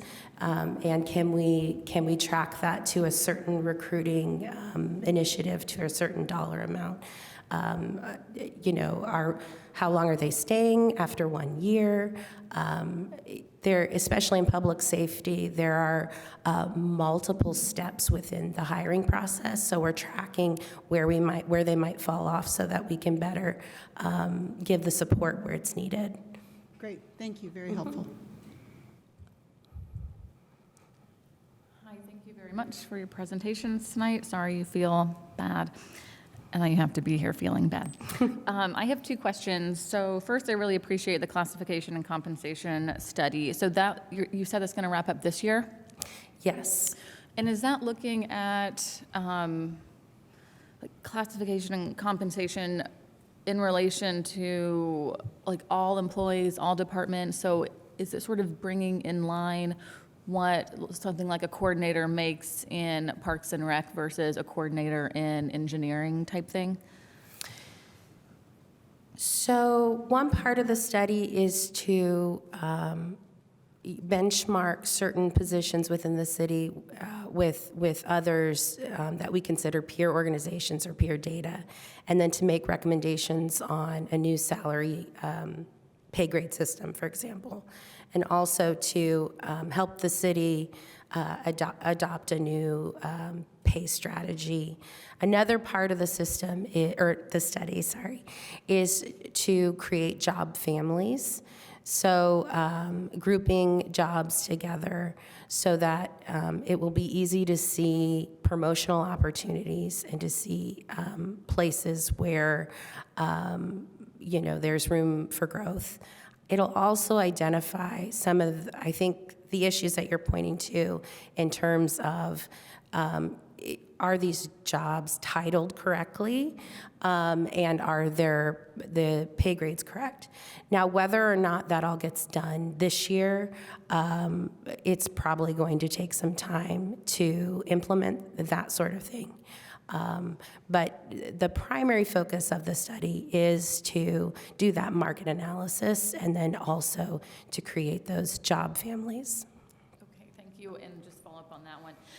Is it looking also at all at like race and gender compensation across city employees? It is not, no. Okay. And so the 570,000 is though going to what you said, make adjustments in compensation where the study is showing incompetencies, I guess. Yes, so unfortunately we don't have the results of the study yet, but what we might decide to do is based on those results, do a multi-year approach to those adjustments. But yes, that amount has been budgeted so that we have room to do adjustments for next year. Okay, thank you. And very quickly, I know we talk a lot about retention in the police force. Do you also have data on retention and vacancies in all departments? I can get that for you. Okay, thank you. Yep. Additional council member questions for round one? Go ahead and move to Councilmember Piedmont Smith, who I believe had some time remaining within our 3 minutes. Go ahead. Yes, and pardon me if you mentioned it and I missed it.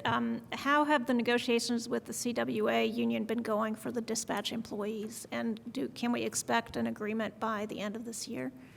Those have been put on hold. Would you be able to speak to that? Thank you. Good evening, Corporation Counsel Kate. So we had negotiated with the union, and as Emily says, that is currently on hold. We had reached a point where there was a proposed agreement, and the dispatchers did not want to go forward with it, and so we're at this point waiting to see if they want to come back and have any more discussions with us, but so far I've heard nothing back in response to that. So you're at an impasse? Well, I would say yes. I mean, we put forth a proposed agreement that we thought made a lot of sense, and I don't want to get into details of negotiations, obviously, here. But we thought was well received, but they have decided to hold off, and I don't know, honestly, what the next step is. This is their first time doing these negotiations. The telecommunicators are very new to the process as well, so I think some of this is honestly just taking some more time to get their arms around their own grouping and what they want to do. I don't want to speak for them, but we have not heard back since we went ahead with what the bargaining process had produced to take back to the dispatchers. And if no contract is resolved, would the default go back to that of non-union employees getting a 5% raise? That's my understanding, yes. Okay, thank you. Yeah. Mhm. Sure. Any final questions from council members? Nope. Mr. Smith, please go ahead. Thank you very much. The market study that you're going to do, does that include, all the employees of the city of Bloomington? Just the non-union civil city employees. Okay. Does that include department heads? It does, yes. Okay. Yes. Thank you very much. Mhm. Any additional questions? Seeing none, we will go to members of the public for comment on the human resources budget. We'll have 2 minutes allotted for each member of the public who wishes to speak. I see we have one here in chambers. Thank you for going ahead and signing in at the podium. And if folks on Zoom would like to comment, you can use the raised hand feature or the chat with the meeting host to indicate your desire to do so. Please go ahead. Thank you, Mr. Chairman. This is Christopher Emge from the Greater Bloomington Chamber of Commerce. And I want to thank Emily and the HR department for their presentation tonight. And I don't sort of speak on any sort of expert on recruitment and retention strategies, but we want to make sure with the shortage of public safety and the commitment of both bringing that number up to the 104 with over 20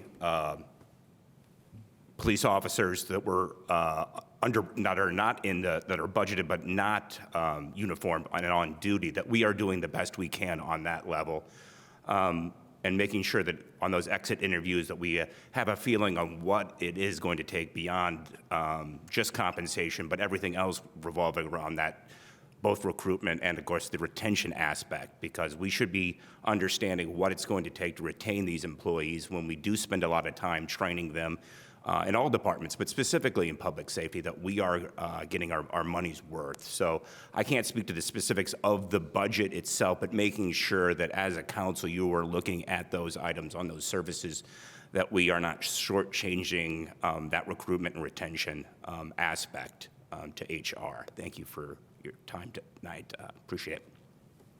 Thank you very much for your comment. Do we have any folks online who would like to comment? At this time, we don't have any hands raised, but we have a comment from someone. They're just named iPhone, so let me ask who they are for 1 second. And meanwhile, if anyone in chambers would like to have public comment, please step forward, but not seeing any at the moment.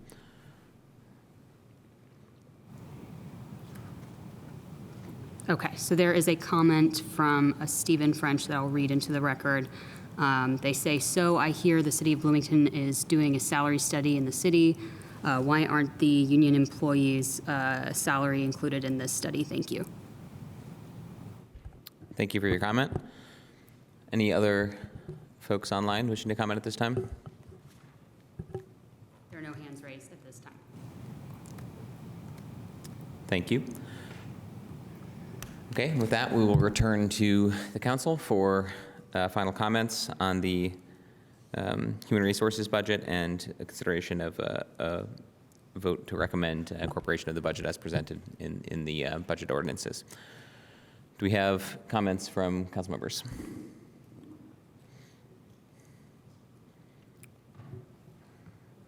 Seeing none, I would entertain a motion. I move that the council recommends inclusion of this departmental budget as presented within the relevant salary ordinance and appropriation ordinance for consideration. Second. Okay, we have a motion and a second to recommend approval of this budget as presented, reflected in the salary and appropriation ordinance. Could the deputy clerk please go ahead and call the roll? Councilmember Scambolery, Yes. Rosenbarger, Yes. Sims, Yes. Piedmont Smith, Yes. Flaherty, Yes? Rallo, Yes. Sandberg, Yes. Smith, Yes. and Volin. Yes. Thank you. Thank you. That motion passes 9-0. Okay, with that, we will go ahead and move on to the presentation from the city clerk. Clerk Nicole Bolden, I believe, is presenting on that budget, and we have allotted 10 minutes for that presentation.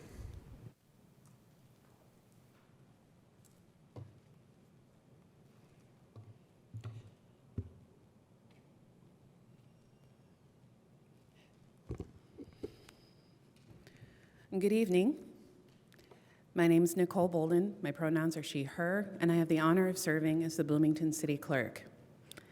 For the members of the public who may be watching or in attendance virtually and visually impaired, I am a brown-skinned black woman wearing a red dress and a black jacket with my hair pulled back. So, I'm going to start with the very big elephant in the room. This is not the budget proposal that I wanted to make to the council this evening. I started working on the budget proposal I wanted to make to you all several years ago, can't remember exactly when I first began to discuss the disparity in the clerk salary. At that time, I was encouraged by several members of this body to wait and bring it up during an election year so that the public could have a fuller chance to participate in the issue. So I did. And over the last several months, I've had chances to talk about it in the public. I've had chances to discuss it with members of this body, actually almost all of you, save one. And I want to thank all of you who took the time to meet with me or answer my phone calls, my numerous phone calls. But over the course of our conversations, I began to understand that there were several things that the council did not understand about the clerk's office. And so it stands to reason that those things are not understood by the public as well, since you all work rather closely with the office. You know, I forgot to use the clicker. So, we're here. We exist by statute and practice, and we sit right outside of the city administration, but we sit beside you and we serve with you.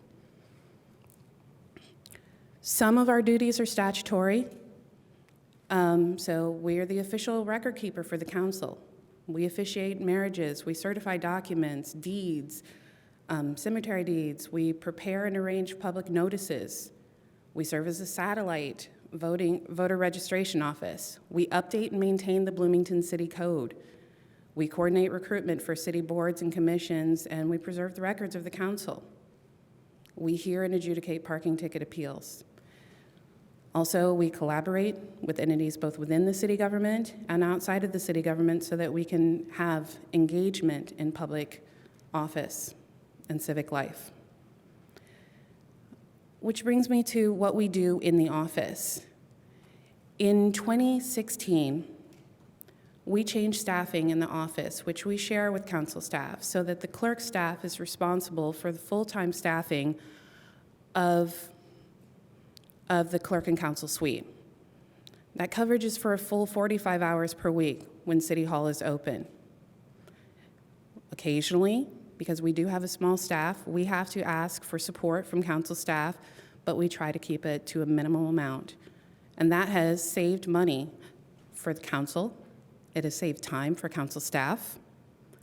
And that is, I think, overall part of the reason that it was asked for.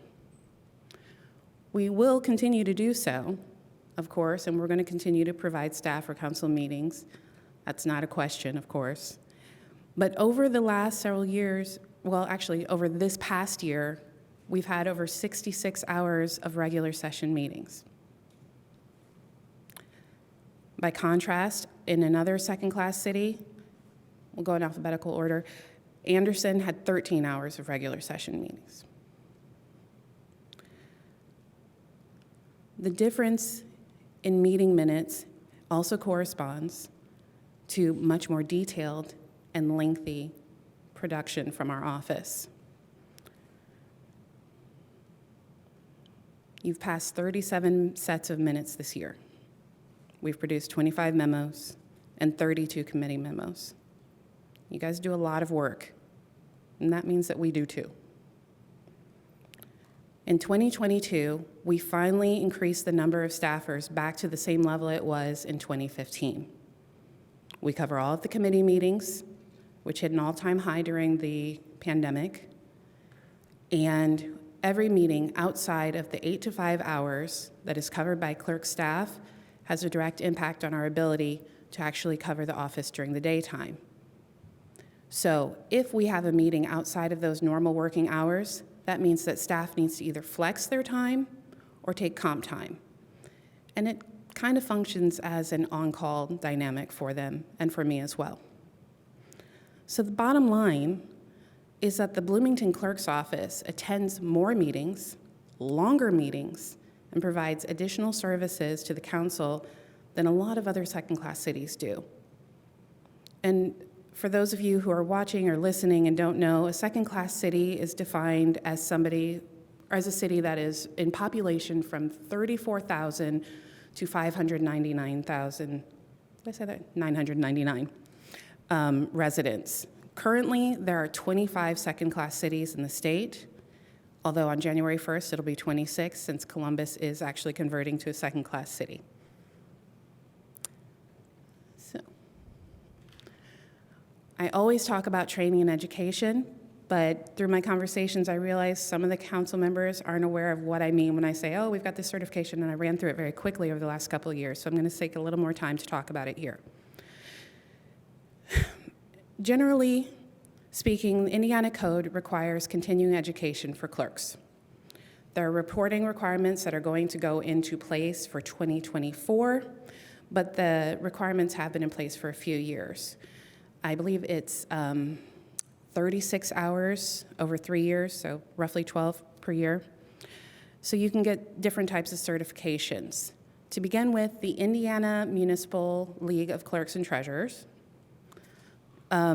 has 2 certifications that are being offered. The first is the Indiana Accredited Municipal Clerk. Points are required to achieve your certification, and it's broken up into 2 areas, education and experience. You have required attendance at district meetings. You have to actually get a letter certifying or recommending you for the certification, but it's not something that can be attained in less than 2 years. The next one is an advanced certification. Again, additional training, additional experience is required. I'm going to speed up just a touch because I didn't realize how short 10 minutes is. I usually do just very, very short presentations. So next, from the International Institute of Municipal Clerks, you can receive your certified municipal clerk status or your master municipal clerk status. You have to get your certified municipal clerk status before you can achieve your MMC, and both of those certifications take years to acquire. And I want to stress that because I am now an Indiana accredited municipal clerk. I'm also a certified municipal clerk. It took me several years to get there, and that is including the fact that I have higher degrees than many clerks throughout the country and lots of experience helping in other organizations. Chief Deputy Clerk Sophia McDowell will have her Indiana Accredited Municipal Clerk status by the end of this year, and I think and hope probably also her Certified Municipal Clerk status. My goal is to have the entire clerk staff certified within the next year. And that leads me to our next point. We have demonstrated an ongoing commitment to diversity and inclusion, and we have continued to do so. We're going to be officiating weddings within the community. We attend neighborhood and community events. We are working on the certification programs, which includes additional DEI training than that offered by the city or in other places. We've worked to create employee resource groups. We work with Black, Latino, AAPI, and LGBTQIA+, same gender loving organizations to ensure that when there are openings or other opportunities, we can communicate them promptly. For the last several years, the city has gotten a perfect score on the Human Rights Campaign Municipal Equality Index, and part of that score comes from if there is an openly LGBTQ+ elected municipal leader. I think you all know that's me. When I first began discussing the salary increase for the clerk's office, there were several drivers to the request. The clerk staff, like many city employees, are paid below market rate. But even more than that, they're paid less than some of their duty peers in this organization. But they're pushing at the ceiling that is caused by my low salary. Next, looking at the future of the city, I'm running unopposed this year. And I would really like to believe it's because I am awesome. But I recognize that a bigger part of the reason is that there are people who would run if they could afford to do so. Public service should be open to everyone who wants to serve, not just those who can afford to do so. And last, to remove the issue of elected officials asking for raises. Unlike the council and the mayor, I'm an elected official who also serves as a department head. The duties and responsibilities in the office are most like those of the department heads, and it doesn't deny the reality of the fact that a second-class city clerk adds another dimension to the role. I've done my best to mitigate the financial impact of the requested salary, and I offered to look for more ways to help. And I'm asking this evening,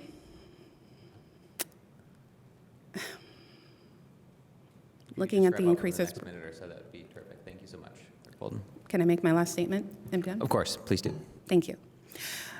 My last request of the council this evening when considering the clerk's budget is that you decline to accept the budget as presented. I did not ask for any increases in the budget with an eye toward mitigating the fiscal impact. That salary increase was not included. So for this evening, I ask that you would vote no on any motion to accept the budget proposal for the clerk's office so that we can all work together to get the clerk's salary up to that of the department heads, or at least up to what you are requesting for the council attorney next year. I'm done. Thank you for your presentation. We can go to council members for any questions for Clerk Bolden. Councilmember Sims? Thank you, Clerk Bolden, for your presentation. And I also want to thank you and your staff for over my years of service, in particular when I was vice president and president of this body. I just really appreciate the help and the guidance. But I wanted to say that. But at the beginning of your presentation, and it was pretty clear as you addressed the elephant, that this is not the budget that you wanted. It's my understanding, and someone can correct me, we can approve the budget, we can reject the budget, we can reduce the budget, but we cannot increase the budget. So as we get into our next round of discussions, September, I believe, can we expect to see a different budget from your office to include what it is we're talking about this evening, or parts thereof? I'm so glad you asked that question, Councilmember Sims. That depends on you. The council sets the salaries for the elected officials. So if you vote to increase my salary, then yes, you will see a different budget. Thank you. Councilmember Rallo? Yeah, my question is about,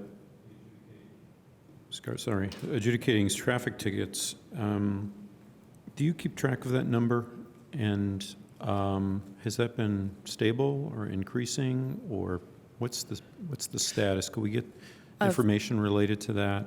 Yes, I can actually send you, sorry, I feel like I lost it there for a moment. I'd be happy to send you a spreadsheet with information about parking citation appeals. It has gone back up again. Over the last year, we are now running actually at record numbers, I believe, for 2023. So where in 2009, when I first started working for this city, we had a record year that fall where we had over 1,000 appeals in September, but generally we were running around 200 or 300. This year, even during the summertime when we tend to have lower numbers of parking citations issued, we were running over 400 and 500 appeals a month. So this year we've seen a marked increase in the number of parking citation appeals. Okay, that number would be great to know over time. Thank you. Additional questions? I see Councilmember Rowland. Yes, thanks for their presentation, and it's been a pleasure to work with you all these years as well. I just want to ask about a comment you just made, saying that we have the ability to set elected salaries. My understanding has always been that, like every other part of the budget, the mayor promulgates even those ordinances, and we can cut them, but we can't increase them. We have to ask the administration to give us the amount. Otherwise, we could simply issue an appropriation ordinance, or this, actually, it's not it's just a regular ordinance. It's just a regular ordinance, the salary ordinance. But am I incorrect in this? Have I gotten it wrong? Indiana Code 36472 actually says the city legislative body shall, by ordinance, fix the annual compensation of all elected city officers. You may want to actually ask your council attorney for more details on that and how it would be handled, but I think the short answer to your question, if you were wrong, is yes. Okay. So in other words, what you're saying is that because the salary ordinance is unlike other appropriation, it's not an appropriation ordinance, and therefore we can change it by increasing it if we see fit. That is my understanding as well. And then the appropriation question would be slightly different. Maybe I should turn the question to Deputy Attorney Kulak if they're ready to address such a question. So I'm looking into it right now. I might need a minute, or Council Attorney Lucas can answer as well. Stephen Lucas, Council Administrator / Attorney. I'd want to research the issue in more detail. I know Clerk Bolden has made this request, and she, I believe, correctly cited a statute that allows council to fix the salaries of elected officials. The same authority allows the council to fix the salaries for members of the police and fire departments. Other than those positions, the salaries are fixed by the mayor, subject to the council approval. So you're saying the other ordinance, the public safety, or the salary ordinance for the... So the civil city salary ordinance that covers most positions, those salaries are fixed by the mayor, subject to the council's approval. Right. What I would need to think through is if the council wanted to fix a salary above and beyond what's been appropriated in the budget, how would that function? I think that's the question we're getting at. And I think that you can safely say that this is a question that I, for one, will want to pursue. I don't know if any of my colleagues will, but yes, I would like to pursue that as soon as possible. I'd love more than a day to research it, so happy to look into it. Thank you very much. Additional questions from council members? Not seeing any at this time. And with that, we could go to members of the public for comments on the budget for the office of the city clerk. We'll have 2 minutes per member wishing to speak. If you're here in chambers and would like to speak, please go ahead and step up to the podium to do so. And if you are joining us online this evening, you can indicate a desire to speak by using the raised hand function in Zoom, or otherwise indicating in the chat function to the meeting host that you'd like to speak. Do we have any takers? Yes, we have one on Zoom at the moment. Madeline Sade Bartle, I will ask to unmute and make a comment. Okay, please go ahead. You'll have 2 minutes. Thank you. Hi there. Hold on just a second. And sorry, could you please also state your name for the record? Yes.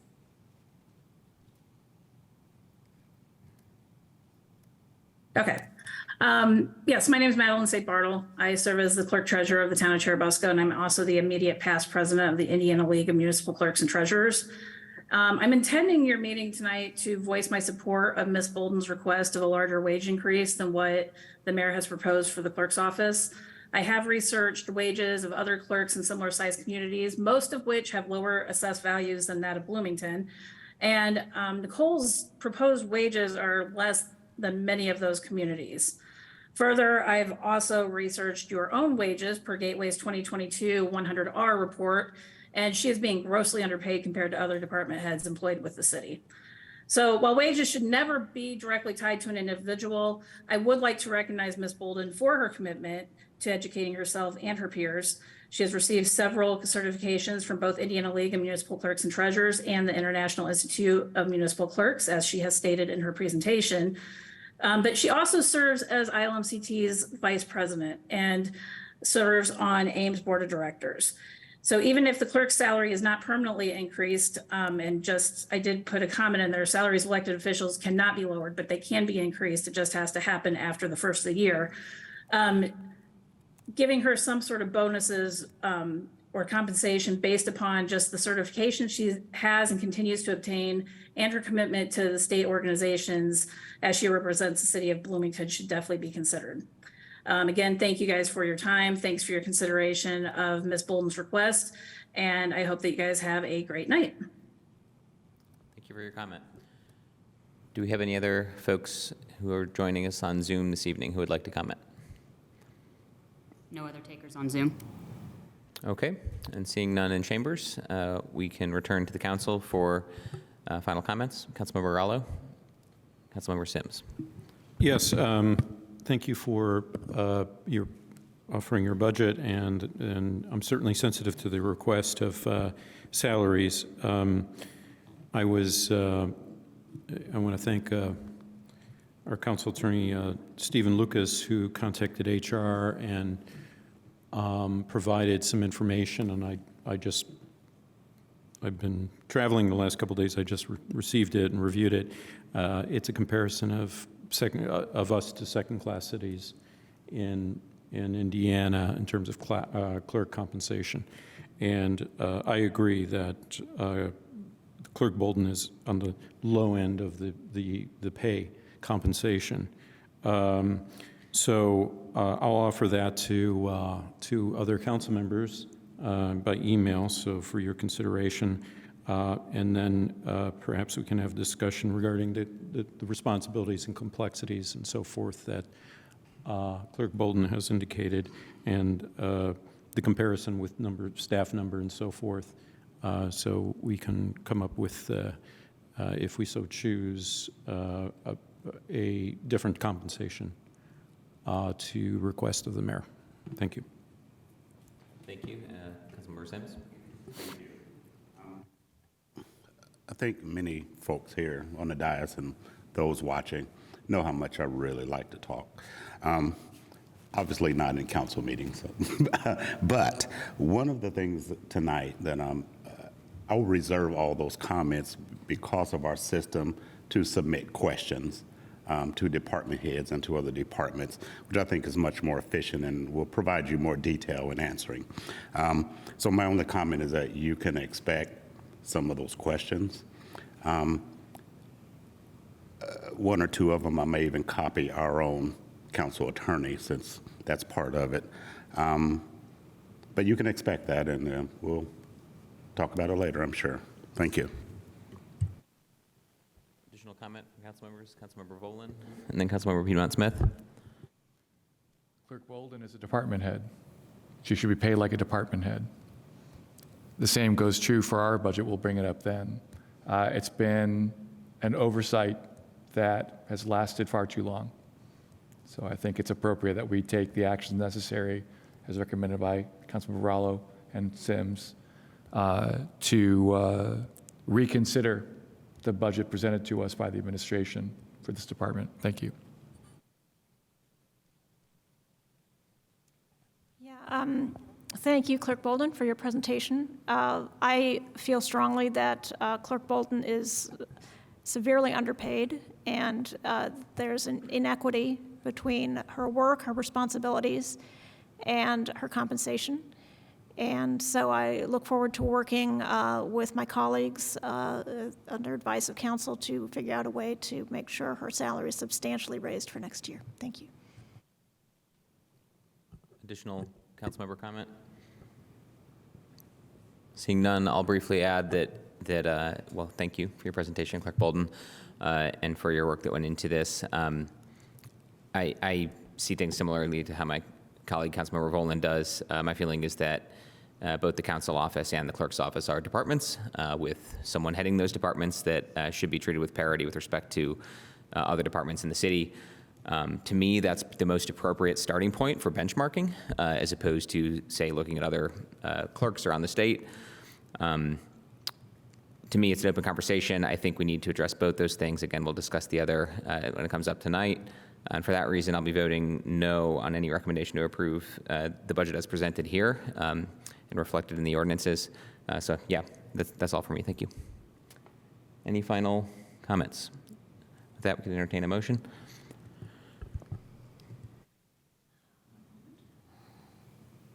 Sorry, getting the language. So I move that the council recommends inclusion of this departmental budget as presented within the relevant salary ordinance and appropriation ordinance for consideration. Second. Would the deputy clerk please call the roll? Councilmember Rosenbarger, No. Sims, No. Piedmont Smith, No. Flaherty, No. Rallo, No. Sandberg, Pass. Smith, Pass. Bolden, No. and Scambolery. Abstain. Thank you. I believe that motion fails. 0 yes votes, 6 no votes, 3 abstentions, or passes. All right. Thank you very much for your presentation. And with that, we can move on to a presentation from the legal department. I believe Corporation Counsel Beth Kate is with us this evening. And you will have 10 minutes allotted for your presentation. Thank you. Thank you. And I am going to distribute to you all afterward some corrected materials. I think you all got an earlier version of our legal memo and slides that actually have some things that need to be corrected in them that were corrected in later versions. So I will give that to you, as well as a copy of the drawing of what is proposed for our budget as part of it, and that is the office renovations that we're proposing. So if you all have the, oh no, I guess I have the slides, don't I? Sorry, all right, there we go. Okay, good evening. I appreciate the opportunity to present tonight on our proposed 2024 budget. As you know, the legal department exists to serve the city's legal needs, including everything listed here. I won't read all of this, but I will just emphasize the breadth of the service we provide, encompassing transactions, conducting and managing litigation, managing risk, and advising across a host of local, state, and federal issues. We handle most issues in-house, and we use outside counsel when we lack capacity or specialized expertise, and outside counsel can answer the questions or take actions more cost-effectively. The legal department also offers strategic advice on policy issues and actions to maximize the city's ability to advance its goals against a challenging state and federal law landscape. As you know, we have 2 divisions, legal and risk. We are budgeted for the personnel that you see listed here. This includes 6 assistant city attorneys. We are currently down 1 assistant city attorney, given Larry Allen's translation to deputy mayor.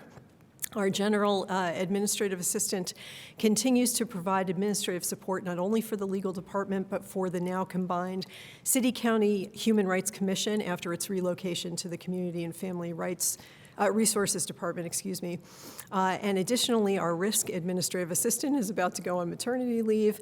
So with these capacity challenges, we have focused on cross-training staff and attorneys so that we may continue to provide responsive and high-quality service. I've listed here some major initiatives we've worked on this past year. Again, I'm not going to read all of them. I will note that supporting in this context means advising, drafting, negotiating, and coordinating communications among stakeholders.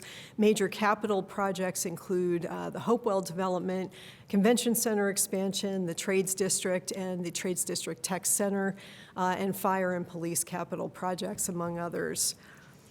Very briefly, to update you on our goals for 2023, this past year and the year that we're in right now, our overarching goals that are listed here are the same every year: to give excellent legal support and keep the city ethical and compliant in its operations with the law, and that includes civil rights laws that protect our residents.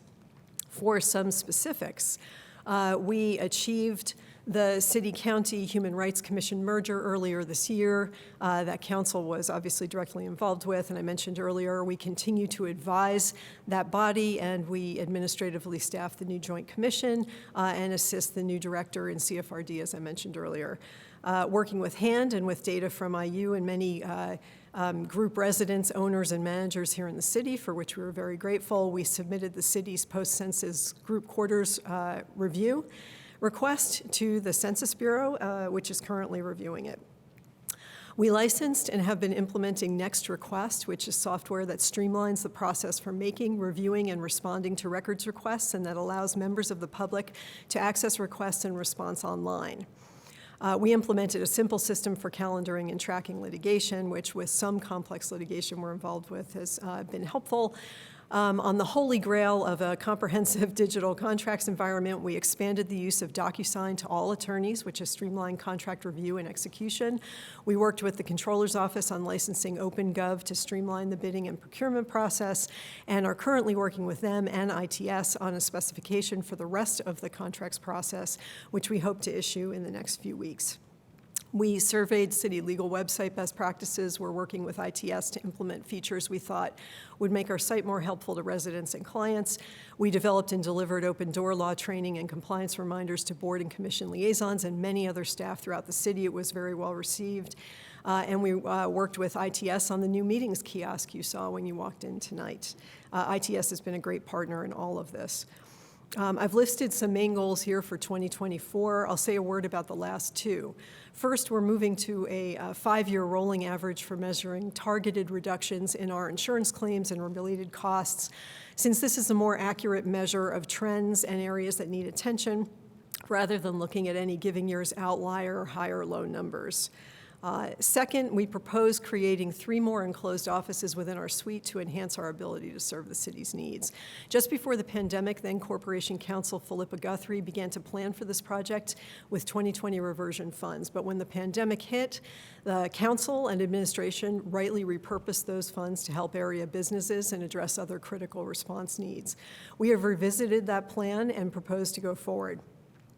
Briefly, these offices will let us accommodate private conversations that arise for the Director of Safety and Training. Basically, what these would do is enclose his space into an office that he could use, and also provide space for confidential interviews by the Human Rights Director, which currently does not have that space available, and also convert a storage room into 2 additional offices, which will allow us to provide adequate space for interns and fellows, which is an important part of our service to the public, to the profession, to our city clients, obviously, and also to our own pipeline.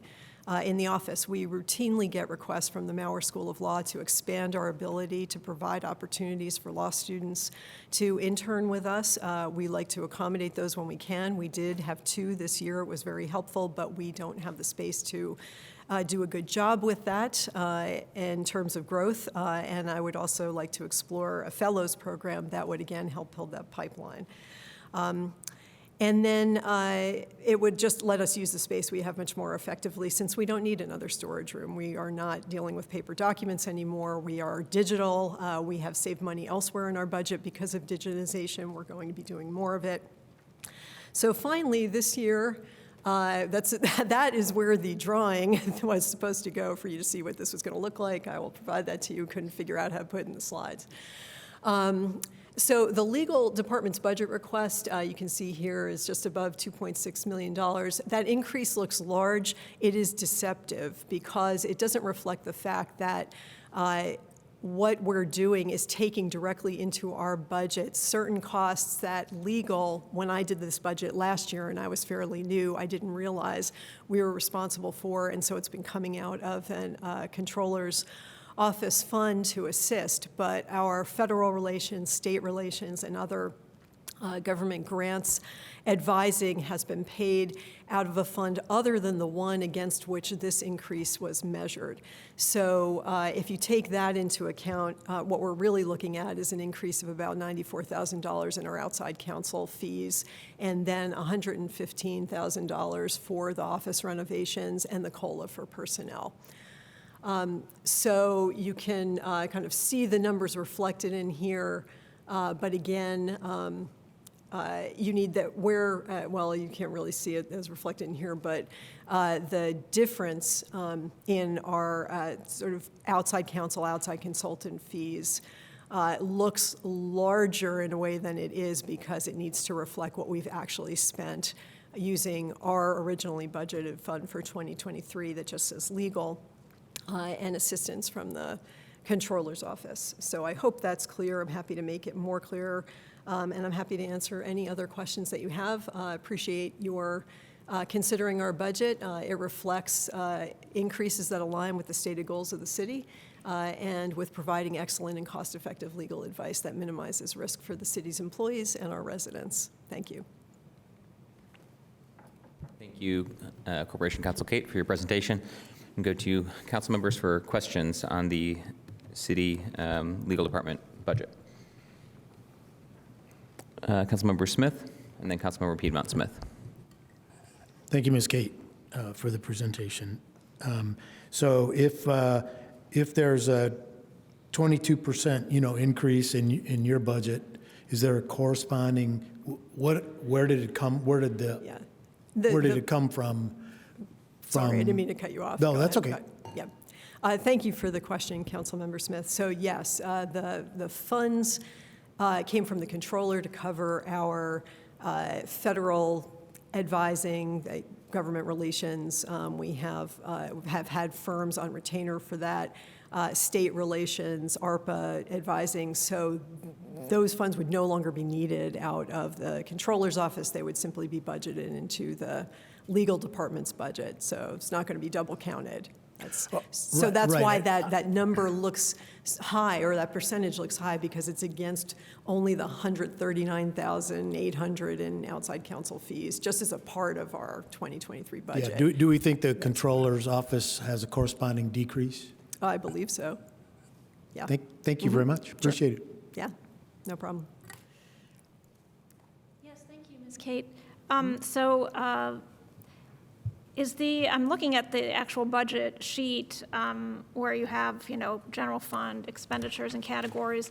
So you have special legal services, the first line in the 300s, where it's 186% increase. Is that where this money is located? Yeah, that's where, yes, that's exactly right. That's more like about 32% when it's correctly calculated. And in your memo, I saw that one of the projects that your department undertook was a closure of the Bloomington Municipal Finance Corporation and transfer of assets to the RDC. What is the Bloomington Municipal Finance Corporation? Never heard of it. Never heard of that? That was a separate corporation that was set up a number of years ago, predates me, to hold certain properties. And actually, I may turn it over to Deputy Mayor Allen, who's more familiar with the details of that and may be able to answer your question better than I can. Okay, thank you. Sure. Hello, Deputy Mayor Larry Allen. The Bloomington Municipal Finance Facilities Corporation was a nonprofit used to finance certain capital improvements within the city of Bloomington, including this very building that we're in right now, City Hall. And just one correction, so whenever the BMFC had its final meeting, it's not transferring all property to the Redevelopment Commission. Some of those properties pursuant to bond and lease agreements, so whenever we took on one of these projects such as City Hall to renovate, a bond was issued and then entered into a lease with the BMFC. Those leases called very specifically for the return of that property once the bonds are paid off. The BMFC was ended because we paid off our final bond. And so properties such as City Hall are returned to the city of Bloomington proper. And then things like the convention center parking lots, which were also part of the BMFC's purview, were then turned over to the RDC pursuant to those bond and lease agreements. Thank you very much. Additional council member questions? I am not seeing any at this time. Okay, and with that, we can go to the public for any comments on the legal department's proposed budget. If anybody here in chambers would like to comment, please come forward to the podium. And if anybody joining us online would like to comment, please use the raised hand function or indicate to the meeting host via chat that you'd like to speak. There are no takers on Zoom at the moment. Not seeing anyone here in chambers either. I'll give it just another moment. And no one on Zoom? Nope. Okay, thank you. And we return to the council for final comments on the legal department's proposed budget. Any comments? Okay, I would entertain a motion on recommended approval. recommends inclusion of this departmental budget as presented within the relevant salary ordinance and appropriation ordinance for consideration. Second. We have a motion and a second. Would the deputy clerk please call the roll? Councilmember Sims, Yes. Piedmont Smith, Yes. Flaherty, Yes? Rallo, Yes. Sandberg, Yes. Smith, Yes. Bolin, Yes. Scambolery, Yes. and Rosenbarger. Yes. Thank you. Thank you, and that motion passes 9-0. And with that, we can move on to the ITS, Information Technology Services Department, with Director Rick Dietz to present. You will have, I believe, 15 minutes allotted for the presentation.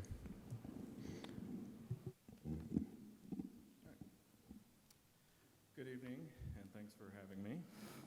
I'm Rick Dietz, Director of the City's Information and Technology Services Department, more succinctly known as ITS.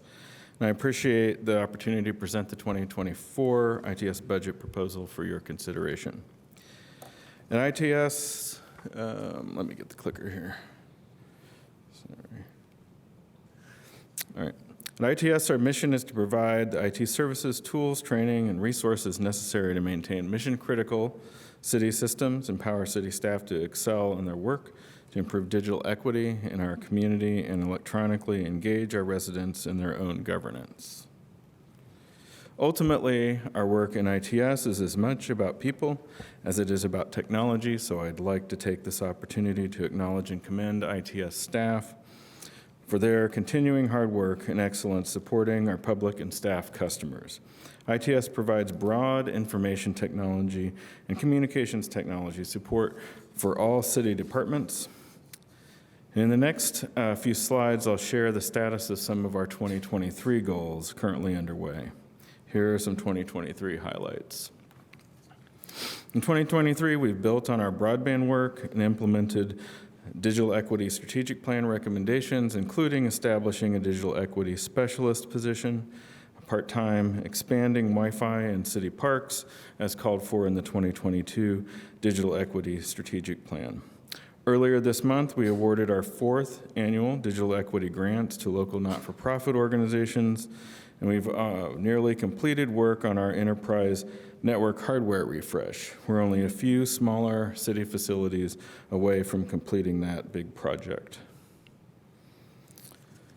Also, in 2023, we've been replacing aging hardware across the organization, and we've been working to reduce our susceptibility to social engineering cyber attacks through training and education of city staff, all the while maintaining high standards for the availability and reliability of critical IT infrastructure and core digital services. And we continue to invest in staff training against these cybersecurity threats. There's a lot more that we've been up to in 2023, but those are some highlights. Next, I'd like to share some of the big themes in our 2024 budget. One of them is to protect and preserve the basic functions of city government. It's no secret that if IT systems don't work, then the city doesn't work. Network, phones, virtual servers, file storage, backup, etc., all require attention and resources to keep running and up to date. In addition, the Meridian Fiber Project is building a community-wide open access fiber network covering Bloomington and the surrounding area. Substantial progress has been made with nearly 90 miles of conduit, 30 miles of fiber installed, 9,000 homes passed, and over 2,000 homes ready for service, with 5 times that by the end of this year. ITS continues to lead our digital equity efforts with city digital equity grants, digital equity strategic plan execution, and partnering with Meridian to offer a digital equity fiber internet option for income qualifying households at 250 megabits per second up and down, at essentially $0 when factoring in the federal subsidy. Other area includes the ED Lit investments, which provides ITS with annual funding for our IT capital infrastructure, cybersecurity, and CAT support. This is particularly important to us given the continuing decline in the telecom non-reverting fund. Planning is a big part of what we do, whether it's the ITS organizational review, strategic plan, capital plan, or digital equity strategic plan. We've developed solid plans and are making progress every year. The ITS strategic plan is, however, out of date and doesn't factor in all of the many changes that we've made and have emerged from the COVID-19 pandemic. So we intend to update this important document in 2024. Another priority is to integrate new members of our team. Among the important elements of our 2024 budget, we propose several important additions and changes to our team, including the addition of a full-time assistant systems and network administrator and a part-time GIS technician. And we further update 3 positions to senior systems administrator, senior network administrator, and senior applications analyst. Some major themes for our work in 2024 and to date. And equity and inclusion is a critical focal point of our budget and departmental operations. We're working to extend the promise of modern technology to all of our residents. And we're doing that work through digital equity grants, our digital equity specialist, staffer, and the joint City Meridian Digital Equity Initiative. Cybersecurity has always been critical, but we are stepping up in 2024 with network, hardware upgrades, and enhanced staff training. In partnership with the Department of Homeland Security's Cybersecurity and Infrastructure Security Agency, also known as CISA, we're continually monitoring and working to improve the security of our critical systems. And then we are constantly working to improve efficiency and sustainability through process improvement, paper reduction, and document management and scanning throughout all areas of city government. So those are our overall thematic areas in 2024. Now let's explore our 2024 goals. In 2024, we will continue to support and monitor the Meridian fiber deployment. We'll implement at least 2 digital equity strategic plan recommendations to improve broadband access, including pursuit of significant federal digital equity resources, which are coming through grant opportunities. And we'll refresh the ITS strategic plan, as I mentioned. We will administer, award, and monitor our 50,000 in 2024 digital equity grants to local organizations. We'll co-lead a number of internal working groups on data analysis, on digital accessibility, and utilizing large language models, sometimes known as AI, to improve operating efficiency. We'll implement at least 2 new document management workflows to improve our operations as well. We intend to deploy 5 new ArcGIS internal support applications and ensure continuing high quality, high numbers in terms of uptime for our network and our internet connectivity. And in tandem with all of that, operate a continually evolving cybersecurity program to protect the city's assets, reputation, and financial stability from digital threats. We'll organize and execute the annual capital replacement of approximately 25% of the city's desktop inventory, achieve a fish-prone percentage, which is a measure that we use to ensure that our staff are protecting themselves and our organization against cyber threats, and integrate proposed new staff into the ITS team. This covers our 2024 goals. Now let's turn to our actual budget. ITS budgets from several funds, the ITS General Fund, the ED Lit, Economic Development Local Income Tax Fund, Telecommunications Non-Reverting Fund, the Electronic Map Generation Fund, Enhanced Access Fund, and Digital Equity Fund. With that noted, we'll take a look at our various budget lines. Several have notable changes I want to bring to your attention. In the general fund, budget request is $3,225,000. This is an increase of $122,000 or 4%. In the general fund personnel services, our request is $2,194,000, which is an increase of 8% and supports the cost of living adjustments that have already been discussed, as well as the new Assistant Systems and Network Administrator and permanent part-time GIS technician positions. Also in the general fund, in category 3, I have an increase of $40,000 to support the update of the ITS strategic plan and around $10,000 to support maintenance for the voice over IP phone system, which is coming into operation in the next couple of months. Also in category 3, general fund, we have an increase of around $81,000 to support a new asset management system, or UAV, or aerial drone mapping software, data portal maintenance, and increased GIS licenses. Also, we have in that same category a decrease of $170,000 due to one-time Microsoft Office expenses that were in the 2023 budget. Continuing in category 3, temporary contractual employee, we have an increase of around $6,000 to support ITS fellowships. Request of $50,000 for our 2024 digital equity grants, and an increase of $21,000 to cover emergency and contingency expenses.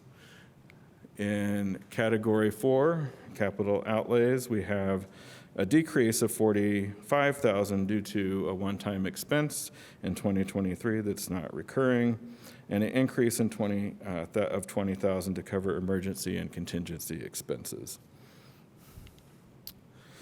Moving on to the ED Lit Economic Development Local Income Tax. We have a budget request of $534,000, which is an increase of 15% over the previous year, which will support $5,000 for replacement of city time clock hardware, and an increase of $4,600, a 1% increase for CATS. Also in ED Lit in category 4, we have an increase of $65,000 for ITS capital plan replacement of enterprise security cameras and copiers. Next up, the telecommunications non-reverting fund. The total request from that fund is $530,000 roughly, which is an increase of around 28%. And the major items there are an increase of $33,500 to cover hardware maintenance costs that have increased with the rollout of our enterprise network upgrade. We also have an increase of around $32,000 to cover co-location expenses at the Telecom Hotel facility, which is where we connect with various ISPs and the IU network. In category 3, continuing in telecom services, we have an increase of $24,400 to cover one-time expenses for the Microsoft Server Data Center licenses, and then also an increase of $26,000 for our Civil City Computer Capital Replacement Program, which replaces desktops, laptops, UPS units, monitors, and peripherals for city staff office work. And then in our smaller funds, which we don't often budget for, but we do this year, we have a request for $6,000 and $2,500 from the Electronic Map Generation Fund and the Enhanced Access Fund to support planned acquisition of new aerial orthophotography, which helps us plan and and analyze what has been happening in our community. And lastly, in the Digital Equity Fund, we have a request of around $88,000 to support an increase, cost of living increase for our digital equity specialist, with a decrease also in categories 2 and 3 respectively. And this concludes our dive into these funds. In terms of our big picture, on this slide, you'll see the ITS budget broken down by category and fund, with $3,123,32,000 from the general and from other various funds. Excuse me. And then on this slide, we have the proposed ITS budget for 2024 in comparison to previous years. And lastly, I want to thank you for your consideration of the 2024 ITS budget. And with that, I'd be happy to answer any questions you might have. Thank you. Thank you, Mr. Dietz. We can go to any questions from council members. I see Councilmember Scambolery. Yes, thank you. Thank you for the presentation, and thank you for the update on the Meridian project and the reach that we've achieved so far in town. I'm interested in hearing more about the Meridian project. What kind of challenges are we encountering? It's a massive project, so I'm sure we're encountering some. And how have we been responding to those? So you are correct. It is a massive project. I would count it amongst the largest construction projects in city history. If you consider the scale, and the activity that's, happening, it encompasses the entire corporate boundary of the city, plus, areas that we designated for annexation. So maybe the rollout of cable TV might be an equivalent of that. But yes, it's quite large. I think some of the challenges that have been encountered are were known and factored in. Certainly we have rock in our community, so underground construction will encounter that. Others I think that have been some sticking points is delays or changes with Indiana Office of with NDOT, in terms of permitting and then not permitting construction across some, critical roads. 10th Street is one. And then some, delays, that go beyond what was expected in getting access to Duke poles for aerial installation.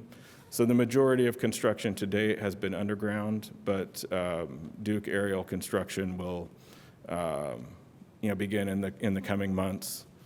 And actually, I would say progress pretty rapidly after that point.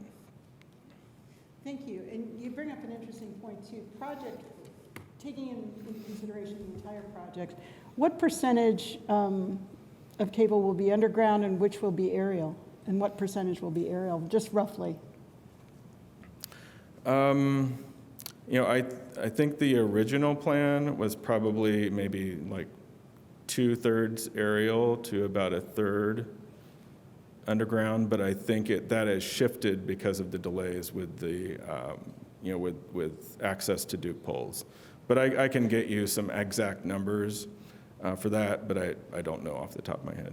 Okay, I'd be interested. Thank you. Additional questions from council members? Councilmember Volin. Yes, thanks.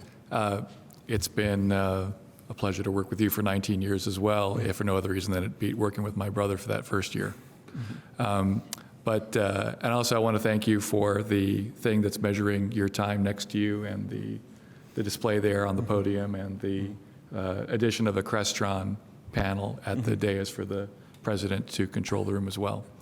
You're welcome. Do you have an estimate on when the build-out will be complete, the fiber build-out?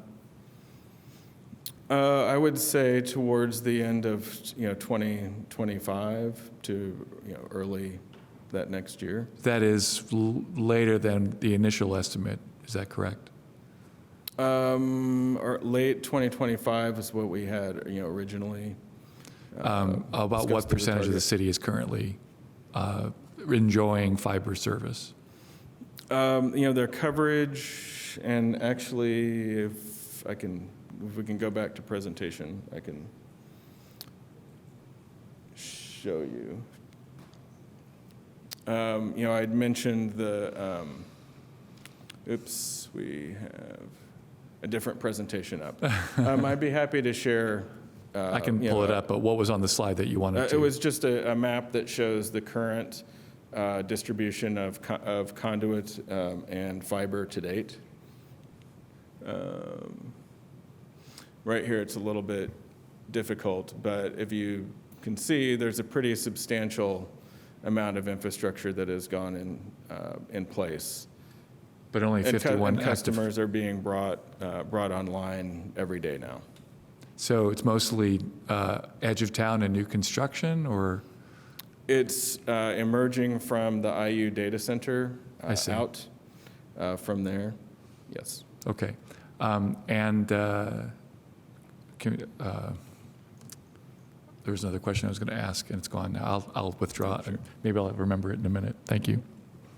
Additional council member questions?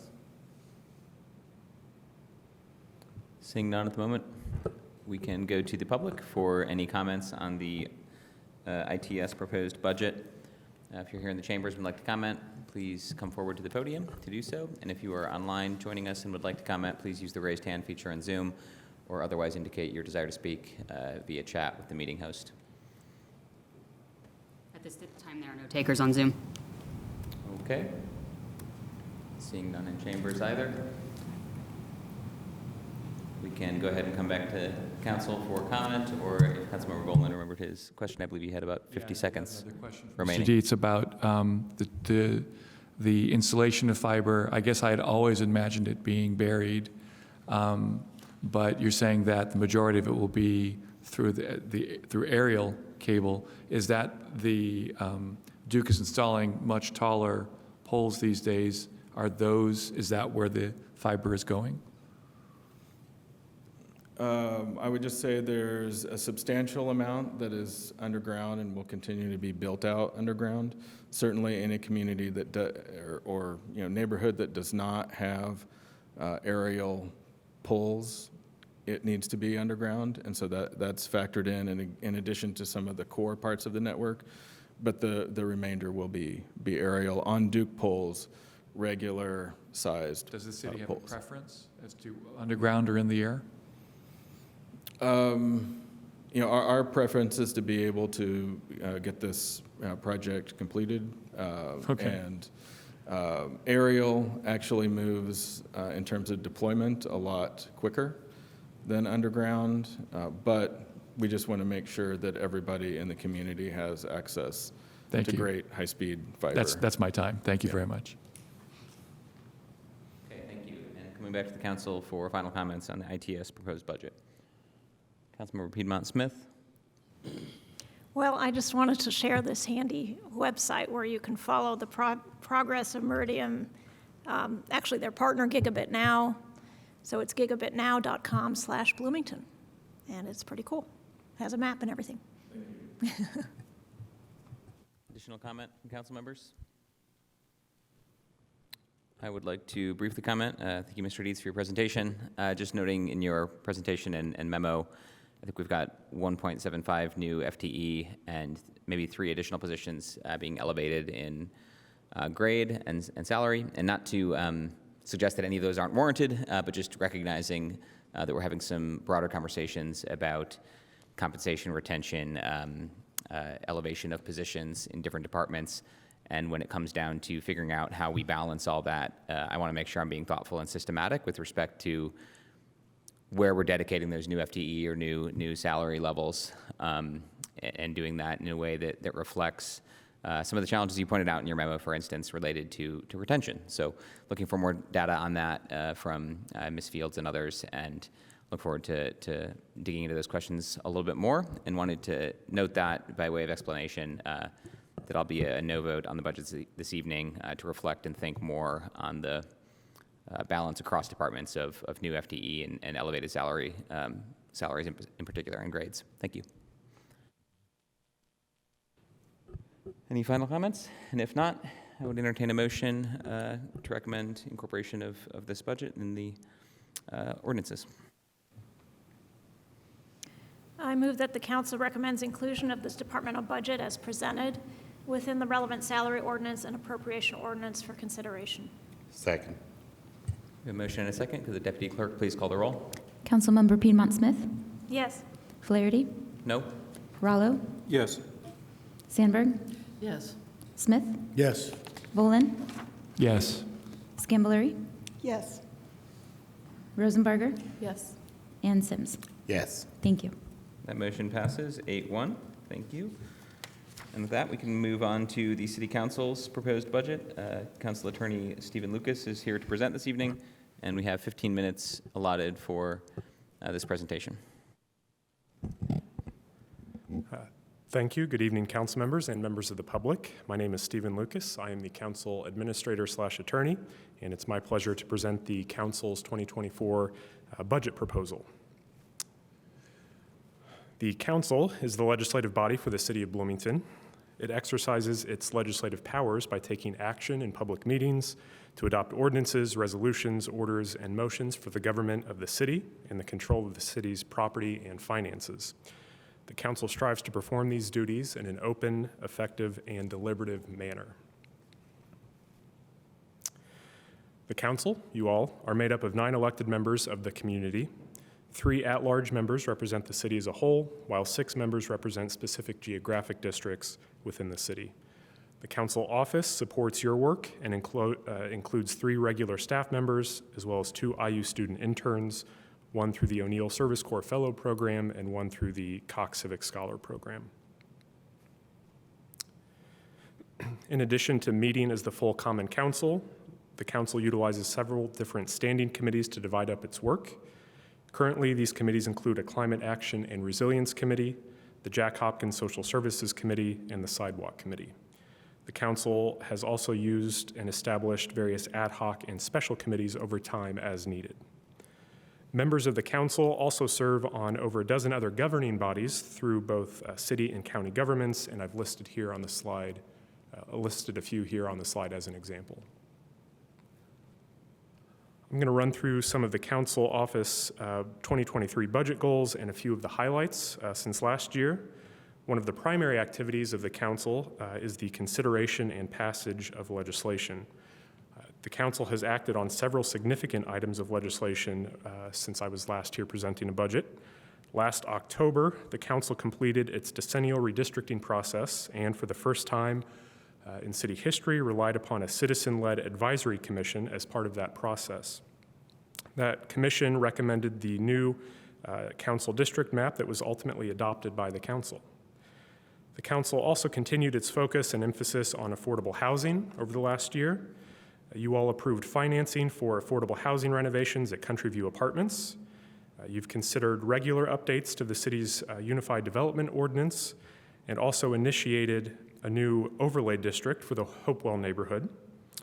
And you've supported the various efforts of city departments working toward affordable housing through the budgeting and appropriation approval process.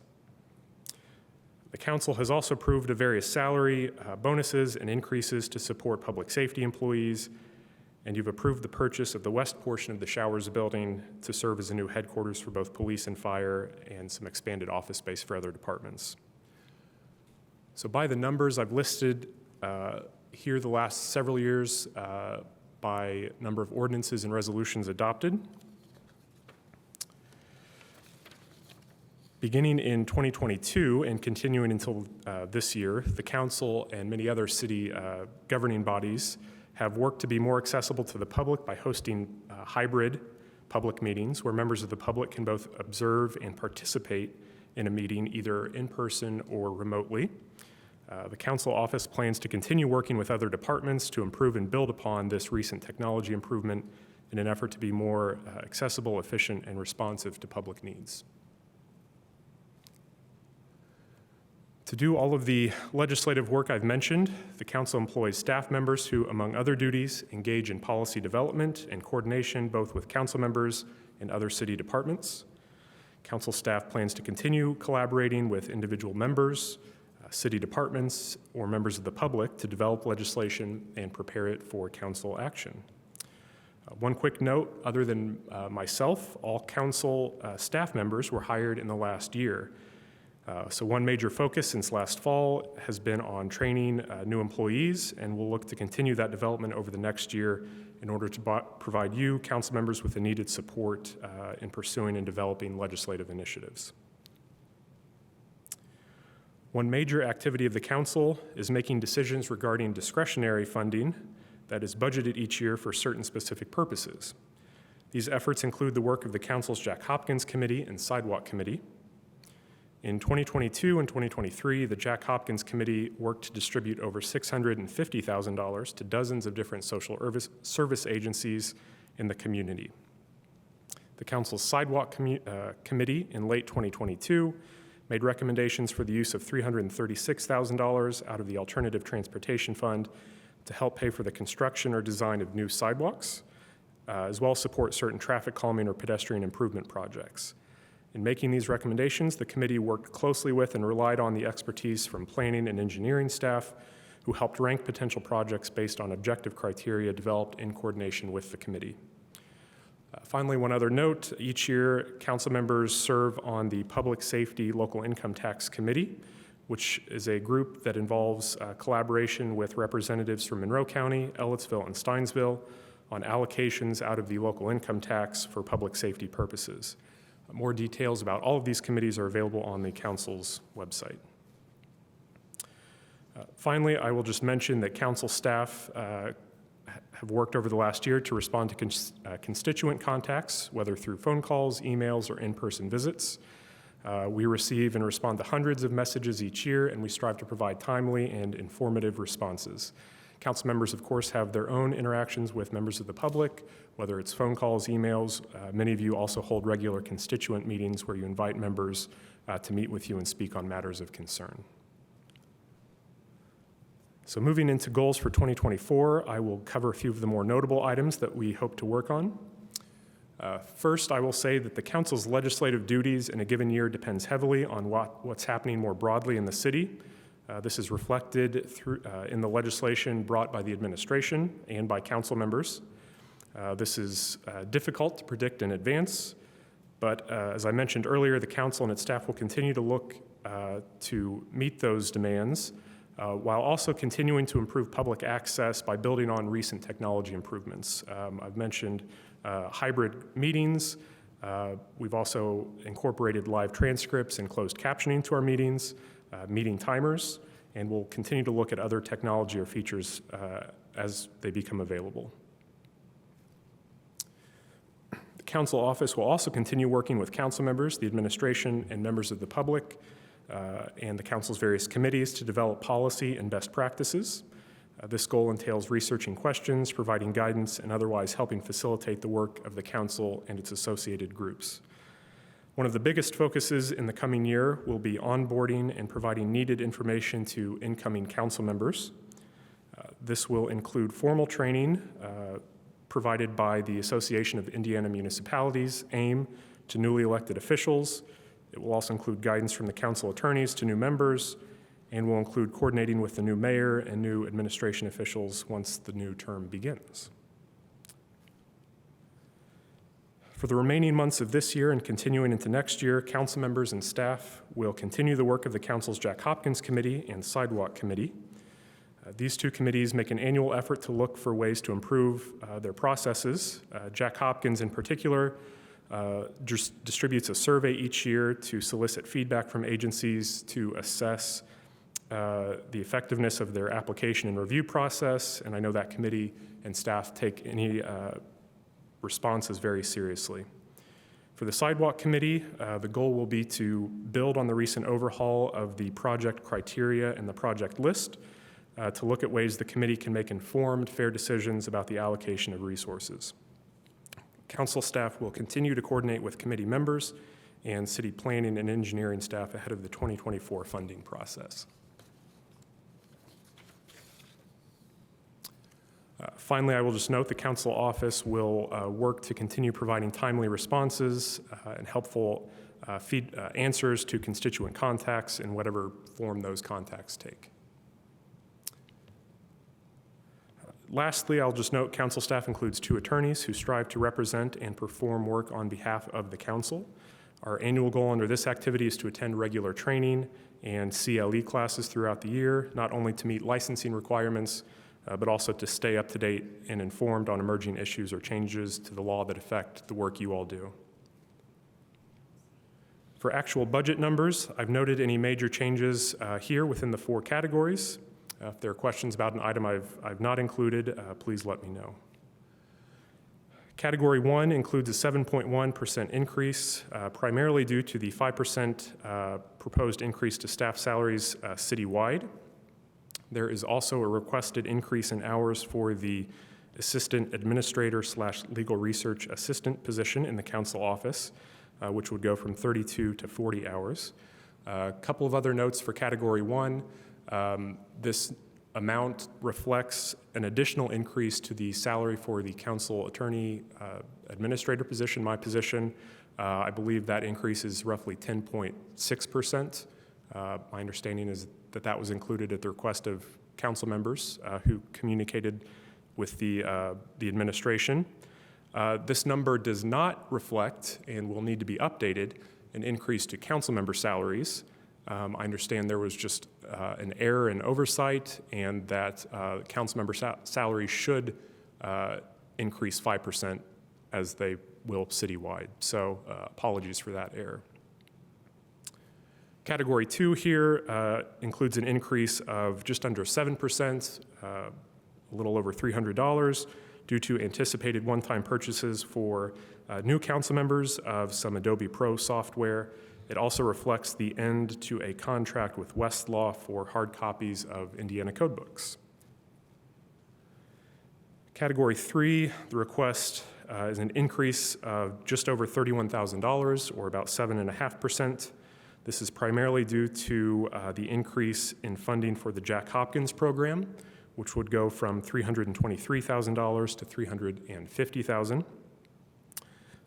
Out of the general fund, excuse me, there would be an increase of just over $4,000, most of which is increased training and travel expenses related to onboarding our incoming council members, along with a new Westlaw contract for online access to that service. One notable item that hasn't changed in this category is the support provided to the Buskirk-Chumley Theater, which remains at $55,000. Category 4 includes a requested increase of $14,000, or just over 4%, all of which applies to the amount of funding made available for the council's sidewalk committee funding process. The total amount of funding for that process would also increase to $350,000 out of the Alternative Transportation Fund. You can see here the proposed budget broken down by fund. In the last several years of actual expenditures and the percent change for the 2024 budget proposal. I appreciate the opportunity to present tonight, and I'm happy to answer any questions. Thank you, Council Attorney Lucas, for the presentation. We'll go to council members for questions. Councilmember Piedmont Smith. Yes, I understand that with support of council, Mr. Lucas, you brought forward a request for the Job Evaluation Committee to look at the deputy administrator attorney's job classification. What was the result of that evaluation? My understanding is that that request is pending, essentially, that the administration hopes to review that request along with others once the results of the recent salary study are available. I think they wanted to not be working at cross purposes with the results of that study, so that's my understanding. Okay, so that's still in the works. I believe so, yes. Okay, thank you. Other council member questions? Seeing none, we could go to the members of the public for any comment on the proposed city council budget for 2024. If you're here in the chambers and wish to speak on this budget, you can come forward to the podium. And if you're joining us online this evening, you could use the raised hand feature in Zoom or indicate in the chat to the meeting host that you'd like to make a comment. No takers on Zoom at the moment. Okay, and not seeing anyone here in chambers either. We can come back to the council then for final comments on the proposed city council budget. I see Councilmember Bolin. Please go ahead. Thank you, Mr. Chair, and thank you, Mr. Lucas, for the presentation and for all your hard work as well, the work of your staff, who we all appreciate, I think. I'm going to be voting no on the budget tonight because for the same reason that I voted no on the clerk's budget. It's not as big a deal on this budget, but it's still a point I wanted to make now. Something I've been waiting for my last year to be able to say, which is, yes, council members should be paid some basic number that makes it tenable to be a council member for more people, for people who might not think about running for council because they couldn't afford it. Majority of us will not be back next year, and so I think that's a good opportunity to revisit how we get compensated. And in the same way that I believe that the clerk's budget should be targeted to the salary of department heads, so I believe that the total compensation of council members should be equal to a full-time minimum wage employee, city minimum wage. In this case, it's going to be $17.75 a year. While we don't work full-time at this job, we have the duty of being council members full-time, and there's a lot of work that we do that in order to oversee the city. Now, I temper that by noting that while council members don't get retirement benefits, council members do get insurance. That's why I'm going to be wanting to explore exactly what the $14,274 figure that represents insurance compensation as HR calculated it, how much that is practically for us if we're using that same figure, or if it varies depending on the family situation of a member. But if we were to use that figure, the total if my math at $21,153 is correct for the coming year's councilmember salary, that would add up to almost exactly $17.75 an hour, the equivalent of the minimum city wage, minimum wage for a city employee. And I would like to find some way to every year at least be able to say that's the minimum salary for council members. This is not, that's why I'm asking this year. It's not for my sake, it's not for the sake of those of us who are leaving, but for those to come and to encourage the public to consider more seriously running for city council. So again, to that end, I'll be voting no on this budget. I want to encourage my colleagues to do the same thing until we can get the details of the council and the clerk's budgets ironed out. Thank you. Councilmember Rallo? Yes, in response to Councilmember Volin's comment, I tend to agree. I was asked by some constituents about compensation for council members, and so I did a little checking on it, and it turns out that in Bloomington we are compensated very poorly, in the lower, much lower than the lowest quartile of city councils.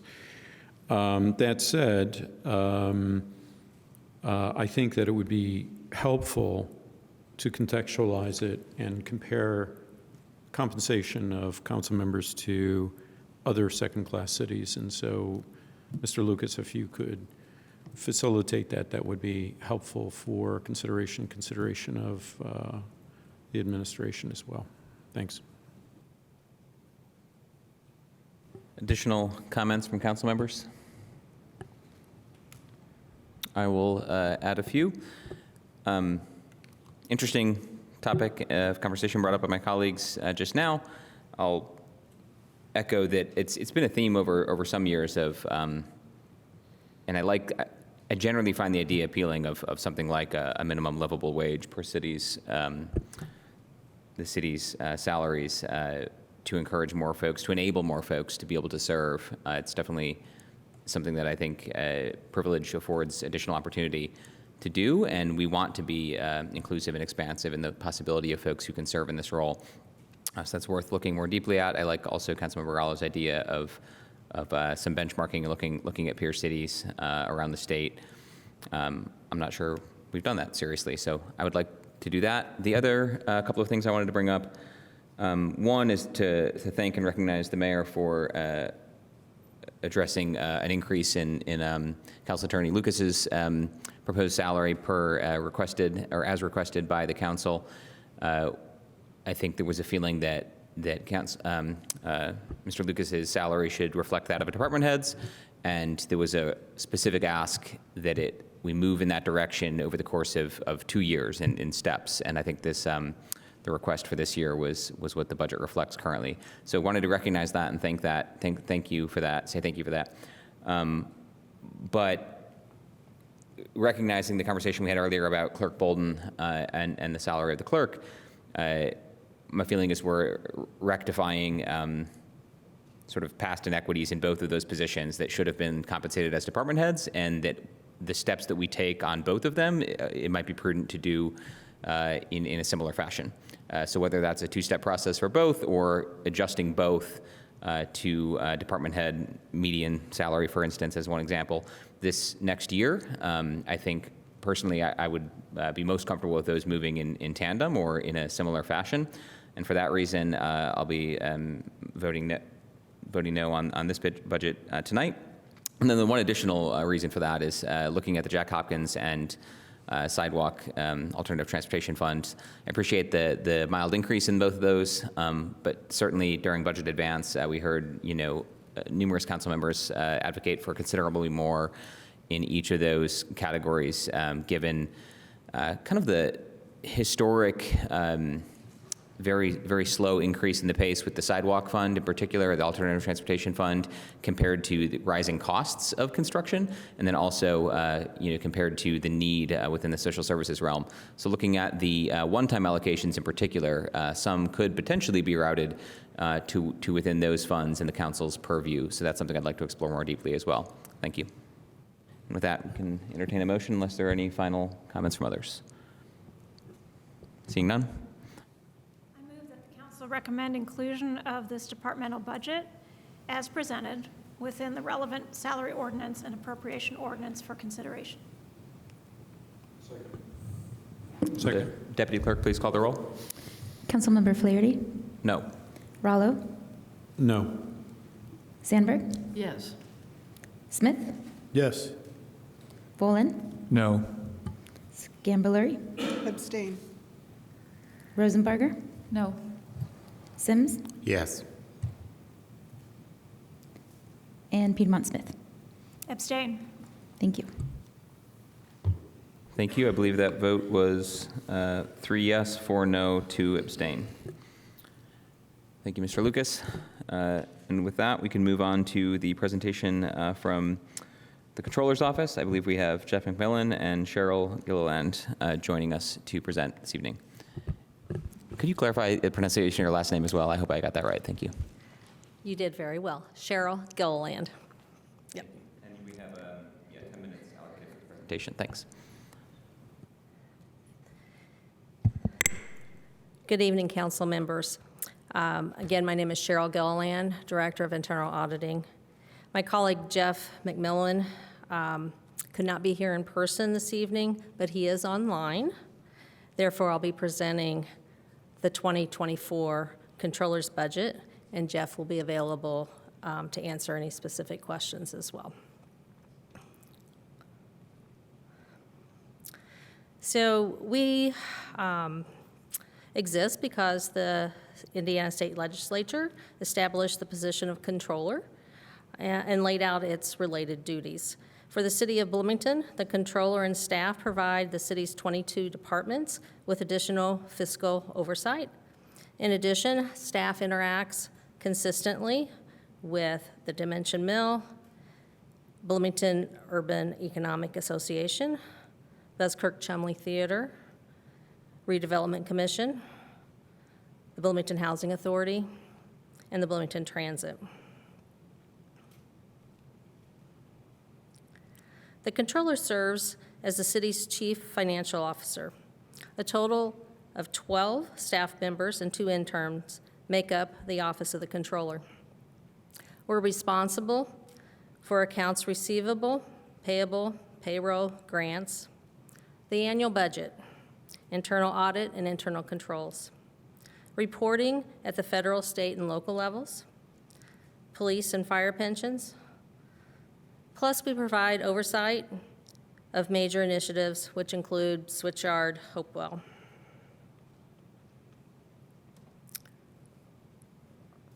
For an update on 2023 budget goals, for the core department functions, the goal of increasing electronic funds transfer, better known as EFT, is currently at 75%. So we are on target of meeting that goal. Online purchasing training for new employees is now available, and we are ready to offer in-person training the second Tuesday after new employee orientation. We have determined the National Institute of Governmental Purchasing Codes are the best fit to define our purchasing transactions. We will now begin expanding the codes to better categorize and aggregate expenditures more appropriately. For budgeting, both goals have been accomplished as we coordinated with city departments to ensure that documentation was completed and distributed prior to the beginning of the budget presentations. Under the area of research and special projects, we have continued to participate in the planning and use of CARES and ARPA. The Controller's Office is on track to reduce the print of travel documentation, and we're working to get approval from the State Board of Accounts to utilize the online travel expense form.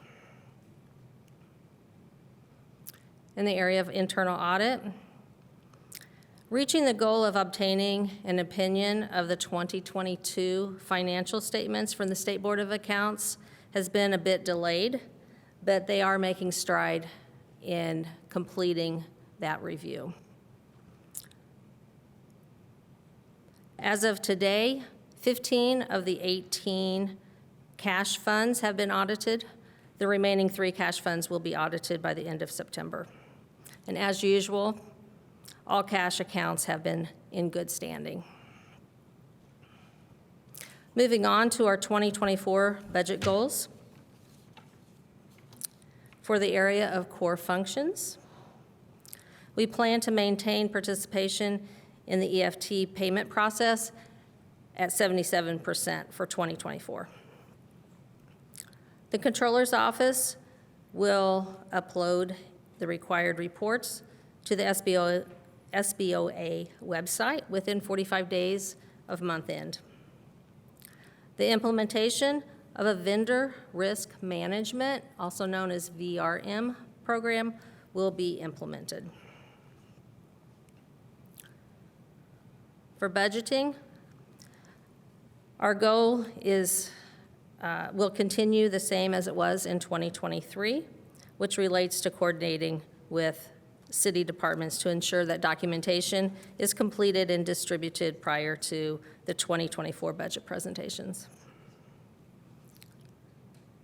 For research and special projects, the Controller's Office plans to continue participating in the planning and usage of the remaining CARES and ARPA funds. In a continued effort to reduce paper, we have a goal to see a full year of the travel vouchers being completely online. In 2024, the Controller's Office will explore implementing an online training system for users and approvers, similar to the purchasing training. Internal audit. By Q2 of 2024, it is our goal to obtain the 2023 financial statements from the State Board of Accounts without any major findings. The auditing of cash funds will continue in 2024, with the ongoing accounts being audited twice a year and the seasonal accounts being audited once a year. For our summary of the entire 2024 budget, we're requesting $3.2 million, which reflects a $68,000 increase from 2023. This increase occurs in two categories. Category 1, under personnel services, we have a $27,000 increase, which relates to a 2% increase. This increase will cover the 5% cost of living wage increase, which aligns with the city-wide proposal. In Category 3 of other services, the request is $2 million, with a $41,000 increase, again, a 2% overall increase of that category.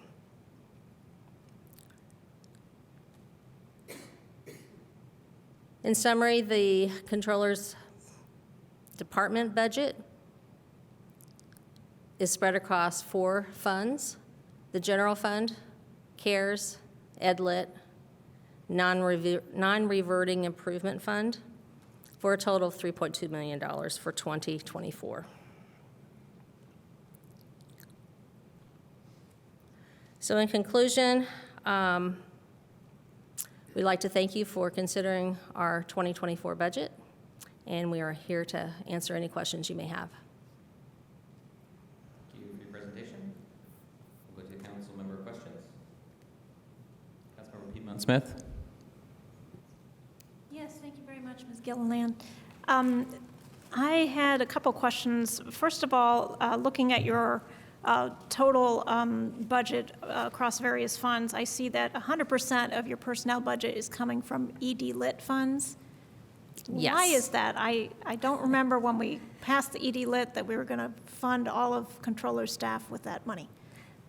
Jeff Underwood, our controller, will answer that question, because we did that last year and it continued into this year. Oh, you're on mute. Helps to turn on the microphone. Jeff Underwood, City Controller. Yes, the way that we have to budget and the way that we spend the funds is it was almost impossible for us to allocate what was intended to be used out of the ED Lit on the basis that you approved. But essentially, we fund the majority of HR's budget and our budget out of the ED Lit that supports the majority of the items that are listed. But all of the things that were listed in what we commonly refer to as bucket 4, which is increases in salaries and trainings and all those things, those are actually funded through the ED Lit, but we have to budget the way we're forced to budget and use that fund. We just picked the HR budget and the controller's budget. Thank you. I might follow up individually with you. My other question is also about personnel. So I see the increase in Category 1 is only 2%, and yet we have a 5% cost of living increase. So I'm wondering how that is possible. We had 2 positions that were filled, and they were filled at a lower rate than what we budgeted last year. So when you factor, so the budget is based on salaries at a particular point in time, and those 2 salaries are less than what they were budgeted for in 2023. So we have a savings there, and when you add the 5% on, it ends up averaging out to 2%. Gotcha. So, All right, thank you. yeah. Additional council member questions? Councilmember Rallo? Yes, just there we go. Mr. Underwood, could I clarify your response to Councilmember Piedmont Smith's question? I can't remember the specific categories of the ED Lit. I think public safety was one, climate and resilience was another. This would be under the category of employee compensation. Is that right? Was that? I think it was what we call bucket 4, but was general city services inclusive yeah. of. Okay. Yeah. And you we use it to support the raises, the 5%, the increases to police and fire salaries as well. So all of the things that were listed that you approved as ED uses are funded out of essentially the ED Lit, but it does support all of those things. Okay, that helps. Thank you. Additional questions from council members? I had one. Am I remembering correctly that there was one or even maybe multiple, maybe just one, position that had been placed within the Controller's Department related to accessing like federal grant opportunities, given some of the increases in those opportunities through major federal legislation recently?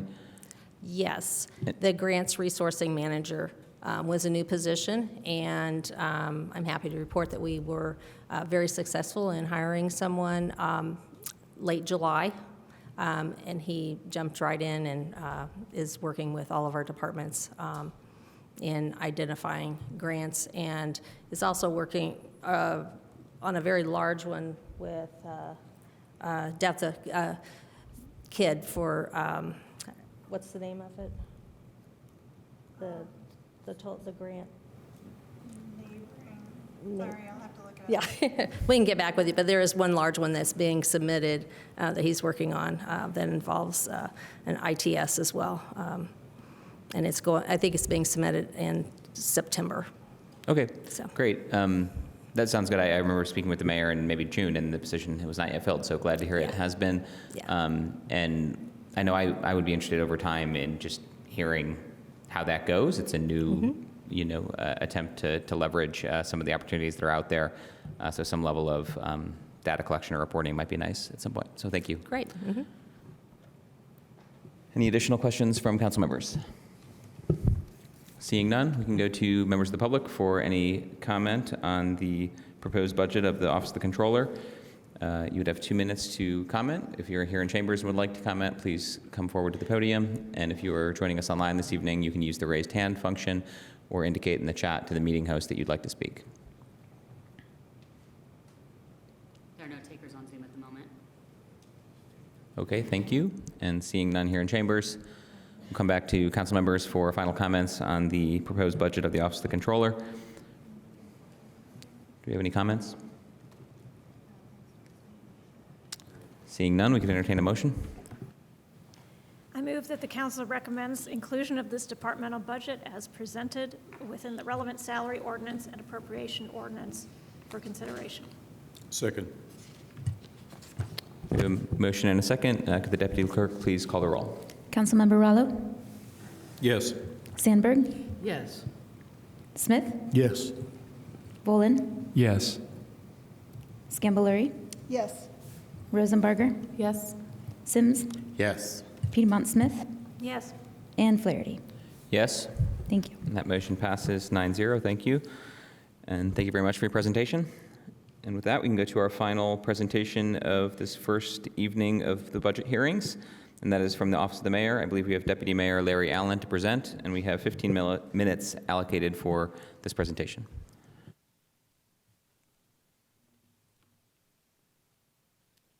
Thank you. Good evening, council members. My name is Larry Allen. I am the new deputy mayor. I kind of wish somebody had told me there'd be a new mayor last month when I took this position, but that's great. Just kidding. Very happy to be here. The Office of the Mayor is kind of like the great remix DJ of the city, which is to say that we amplify the good work that the other departments are doing, and we try to make sure that it's seamless and that you really hear the music. One of the things that the Office of the Mayor provides is leadership, management, communication, and the strategic direction for the City of Bloomington government. It oversees 16 departments and their departments heads, 500 full-time employees when you count BHA and transit, and with a total budget this year of potentially $249 million, which includes $20 million in ARPA and CREED or CRED, or however you'd like to say that. I'm fine with it. 85,000 residents in the city of Bloomington, and then nearly 3 million annual visitors. By way of background, typically the office is fully staffed and has 8 full-time equivalent employees. We have had one temporary part-time employee who sadly is going to leave us at the end of the month. We have 5 student interns, and this also includes our directors of communication, public engagement, and innovation. Currently, we have 2 interim positions, which is the Director of Communication and Public Engagement, served for us by Angela Van Roy as the Interim Director of Communication, and Crystal Ritter as our Interim Engagement Director. For background, as I mentioned, the Office of the Mayor is at the center of everything that the city does, but there are major initiatives that the Office of the Mayor typically helps out with and oversees. Those are public safety, equity, civility, justice, affordable workforce housing, economic development, which is particularly focused on quality of place, which we talk about so much with you all, climate change, sustainability, transparency, community engagement, asset management and investment, innovation, of course, and then diversity, equity, inclusion, and belonging. Just as a quick update on our 2023 goals, we've just selected a few here. Some of them will seem familiar to you, just to give you a sense of where we are, to benchmark ourselves. One of the things we said is that we would conduct weekly and biweekly and monthly meetings with key staff in particular topic areas. Those topic areas include affordable housing, unhoused individuals in our community and how they're being treated, public safety, climate action, et cetera. And we have done that so far, but that work continues throughout the year, and it is part of the communication and making sure the city is all operating together. Additionally, we have policy and administration budget goals of supporting the continued redevelopment of Hopewell, the Trades District, and collaborating now with departments on other key infrastructure investments. We've engaged in bi-weekly coordination meetings in Hopewell, and some of you have been to the steering committee meetings and also participated in some of the neighborhood engagement. And we broke ground recently on the Phase 1 East, and we plan on that construction, on those infrastructure improvements continuing. We also, and for those of you who may not know Phase 1 East, because I'm so mired in the project, I just use shorthand at this point. Phase 1 East is that block that is east of Rogers and south of 2nd Street, where you see a mound of dirt and a construction trailer moving, thankfully. Additionally, we've seen significant investments in the Trades District, which include the Showers Administration Building being revamped as we speak, and being used as office space very soon. And the same with the Showers Kiln and the upcoming Tech Center, and many more to come, we hope. Finally, we've also begun the significant capital improvements that you all voted for improving our fire stations and moving towards constructing our new police and fire administration headquarters. We've also pushed forward on implementing the Climate Action Plan in conjunction with our partners at the Economic and Sustainability Department by leading our internal climate action team meetings, but we'll also talk about what's to come in climate action. For communications, we had a goal of coordinating a minimum of 60 opportunities for the mayor to interact with the press in real time, the latest of which was in fact today as a budget preview, and those are occurring on the radio almost every week. And any opportunity that we can find. For public engagement, we've also tried to make sure that we're outreaching to neighborhoods and community groups, and we set a minimum of 10, and certainly we have exceeded that already this year. And as we speak, our communications team, which formerly was led by Andrew Krebs, but currently, again, Angela Van Roy, and our digital brand manager, Justin Crosley, has produced press releases and videos and social media. And as of today, we've released 172 press releases from the Office of the Mayor as part of that communication strategy. And in terms of public engagement, headed by Crystal Ritter and formerly Kaisa Goodman, they continue to attend those public meetings and be the voice of the city for us there. As far as innovation, which is the purview of our innovation director, Dave Takid, the goal there is to nurture a culture of innovation by featuring a minimum of 25 success stories and conducting an annual innovation at work celebration. And in fact, as far as I'm aware, in the coming week, we should see more of those success stories released publicly. So please look out for those. Those are fantastic. And then also, as has been alluded to, partner with ITS to lead a multi-departmental development of the city's first smart city strategic plan by the end of the year, which is underway.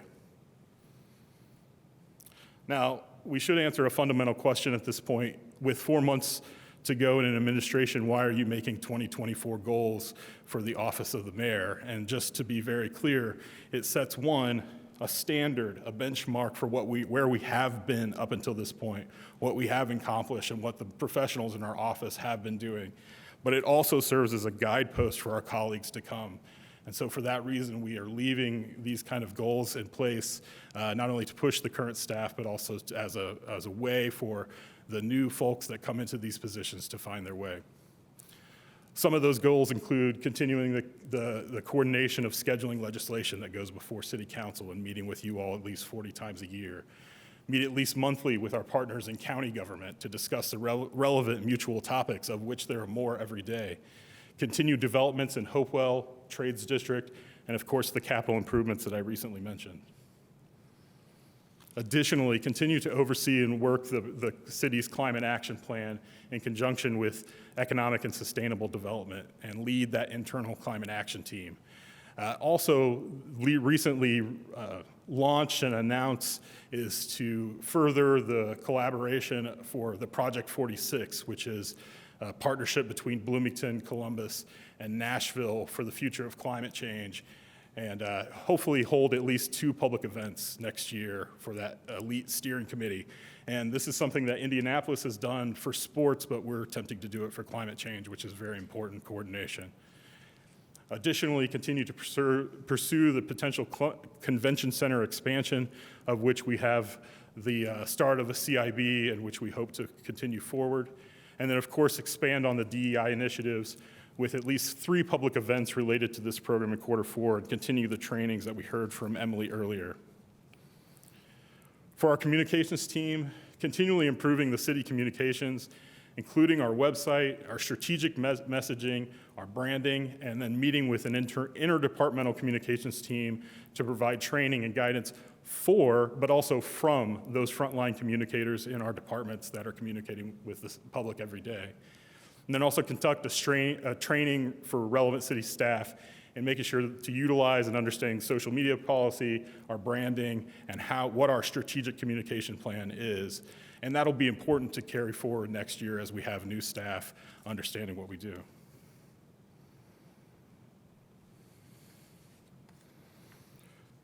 For public engagement, we want to continue to ensure that external communication and collaboration is happening seamlessly with both the town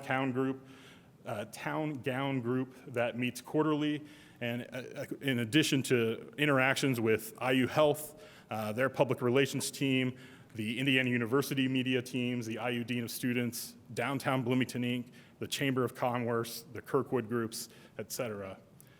We also want to keep up the fact that we have tried to maintain a rate of less than 5% of vacancies for mayoral appointments on boards and commissions, and we want to continue that through 2024. For innovation, and Dave's here tonight, I think, just to supervise me to make sure I don't mess this up too badly, is conduct a pilot of the innovation toolkit. So Dave has been working on this toolkit of resources for people, and then she wants to host a boot camp across the organization to show how to use this toolkit to foster innovation across the city. And then in the expansion of that toolkit over the course of the year by selecting one project from that boot camp, and by Q4 of 2024, implement that project. And then share investment cost in new tech and programs with the departments by managing an investment of up to $75,000 in reversion funds. So in the years past, she's received $50,000 in reversion funds, which have gone towards creating savings. We want to up that goal. And we'll talk about a little bit of a reorganization of our financings to reflect what that reversion will mean. As far as overall budgetary highlights from the Office of the Mayor, there's an increase of almost $52,000, all in Category 1 for the 5% cost of living increase. It's all in Category 1. We kept the rest of the budget relatively flat, and not relatively flat, but in fact flat for requests. As you can see here, this is where we've gone. And just to talk about that internal reorganization a little bit, so for operating expenses for the Director of Innovation, those come out of the Office of the Mayor generally. And you'll see in our memo as split out, we've allocated about $19,000 in other services to give Dave to some money that she can work with in Q1 while we're waiting on those reversion expenses to potentially use to create those savings as early as possible in the year. And then those might be reimbursed. We would look to see that those are reimbursed from those reversion funds. As a conclusion, I just want to say that in public service, it's really easy to get wrapped up in the need to continually improve government services. And sometimes the general negativity in the culture around government services that are provided. But as a point of just personal privilege, in fact, I would like to say that, first of all, you just have to look at our community survey recently to find that anyone that has interacted with city staff has come away very satisfied at rates that far exceed what you would be proud of to have as a business. But if you want to find hope, compassion, and exceptional professionalism, you really only need to look at the dedication to service and the creativity of the individuals that work for the city of Bloomington, and this particularly goes for the Office of the Mayor, and the grace that they've shown, those of us who have been brand new, the professionalism of those who have come before us, including former Deputy Mayor Mary Catherine Carmichael and Donald Griffin and Mick Renison, for creating a system that allows us to enable and hopefully promote the success of the city going forward. All of our staff and Office of the Mayor in particular, they've been gracious in several difficult situations. They're forgiving, they're steadfast, and they provide consummate service to our city. And I hope that you'll celebrate them as much as we do. On that, I'm happy to answer any questions. Thank you, Deputy Mayor Allen, for the presentation. We can go to the council for questions. I see Councilmember Rallo. Thank you, Mr. Allen, for your presentation. So my question is essentially a 6% increase. There is a 5% for wages and related benefits. And then there's $26,000 for copywriter specialist. But this is a position that I believe started in 2022. That's correct. Is that correct? So, so why is that related to an increase then? If it has already been essentially part of the 2022 budget, you're continuing that? I'm a little confused. Could you explain? Do you understand what I'm saying? It's a position that exists already. Why is there an allocation of an additional $26,000? I don't know that I'm seeing that, Councilmember Rallo. I apologize, but I'm happy to look into that. Unless I'm mistaken. Well, let me follow up. It's not a. I will just say I think we anticipate, we want to have that as a resource potentially, both for the current administration and potentially for the future administration. But if it could be a typo in our memo as well. Okay, I'll try to clarify that later on. Thank you. Thank you. Thank you. Additional questions from council members? I'm not seeing any at this time. So with that, we can go to members of the public for any comment on the proposed budget of the Office of the Mayor. Anyone here in chambers, please come forward to the podium to share your comment. Or if we have any folks joining us online, you can use the raised hand feature in Zoom or indicate in the chat to the meeting host that you would like to speak during this time. No takers on Zoom at the moment. Okay, and no one here in chambers either. So with that, we can return to the council for final comments on the proposed budget of the Office of the Mayor. Councilmember Piedmont-Smith. Yes, thank you, Mr. Allen, for your presentation. And it was something you had to work on just shortly after you became deputy mayor, so well done. I wanted to talk about the CAPS Commission report and recommendations. So this is the Community Advisory on Public Safety Commission of the City Council. They came back with us to talk with us about a report at the end of July, or maybe it was beginning of August, about alternatives to policing and alternative ways to improve public safety in the city of Bloomington. I just want to read a short paragraph that kind of summarizes the concerns that led them to their conclusions. So it says, yet most public safety-related departments in Bloomington are tasked with reacting to the symptoms of persistent or growing levels of violence, homelessness, mental illness, and drug use, while having little control over the root causes or even the causal mechanisms that generate these symptoms. Most city resources allocated to public safety seek to address or resolve the individual manifestations of these symptoms once they have reached a crisis situation. While responding to individual needs is a valuable and necessary component of public safety, this approach cannot strategically address the root causes driving these public safety threats. So the upshot of their report was that there is no one strategy to really comprehensively work on public safety. While I appreciate that Mayor Hamilton has invested in non-sworn officers and outreach personnel within fire and police, I would very strongly recommend we follow the CAPS Commission initial first recommendation, which is to study the possibility of creating a Department of Community Resilience and Public Safety. And I think that this is a logical next step to see if we can systemically change the way we look at public safety and make sure we address root causes and not just symptoms. So I think the Office of the Mayor is the appropriate place to fund such a study, and I'll be following up with the mayor on that. Thank you. Additional comments from council members? I'll just briefly echo my colleague's call that I think the recommendations from the years of work that went into years of work in public engagement that went into that report are worth following up on. And I hadn't thought actively about the appropriate place to house such a request, but this seems like a reasonable place, so I'll follow her lead in advocating for that. Thank you. Additional comments? Seeing none, could entertain a motion on this budget.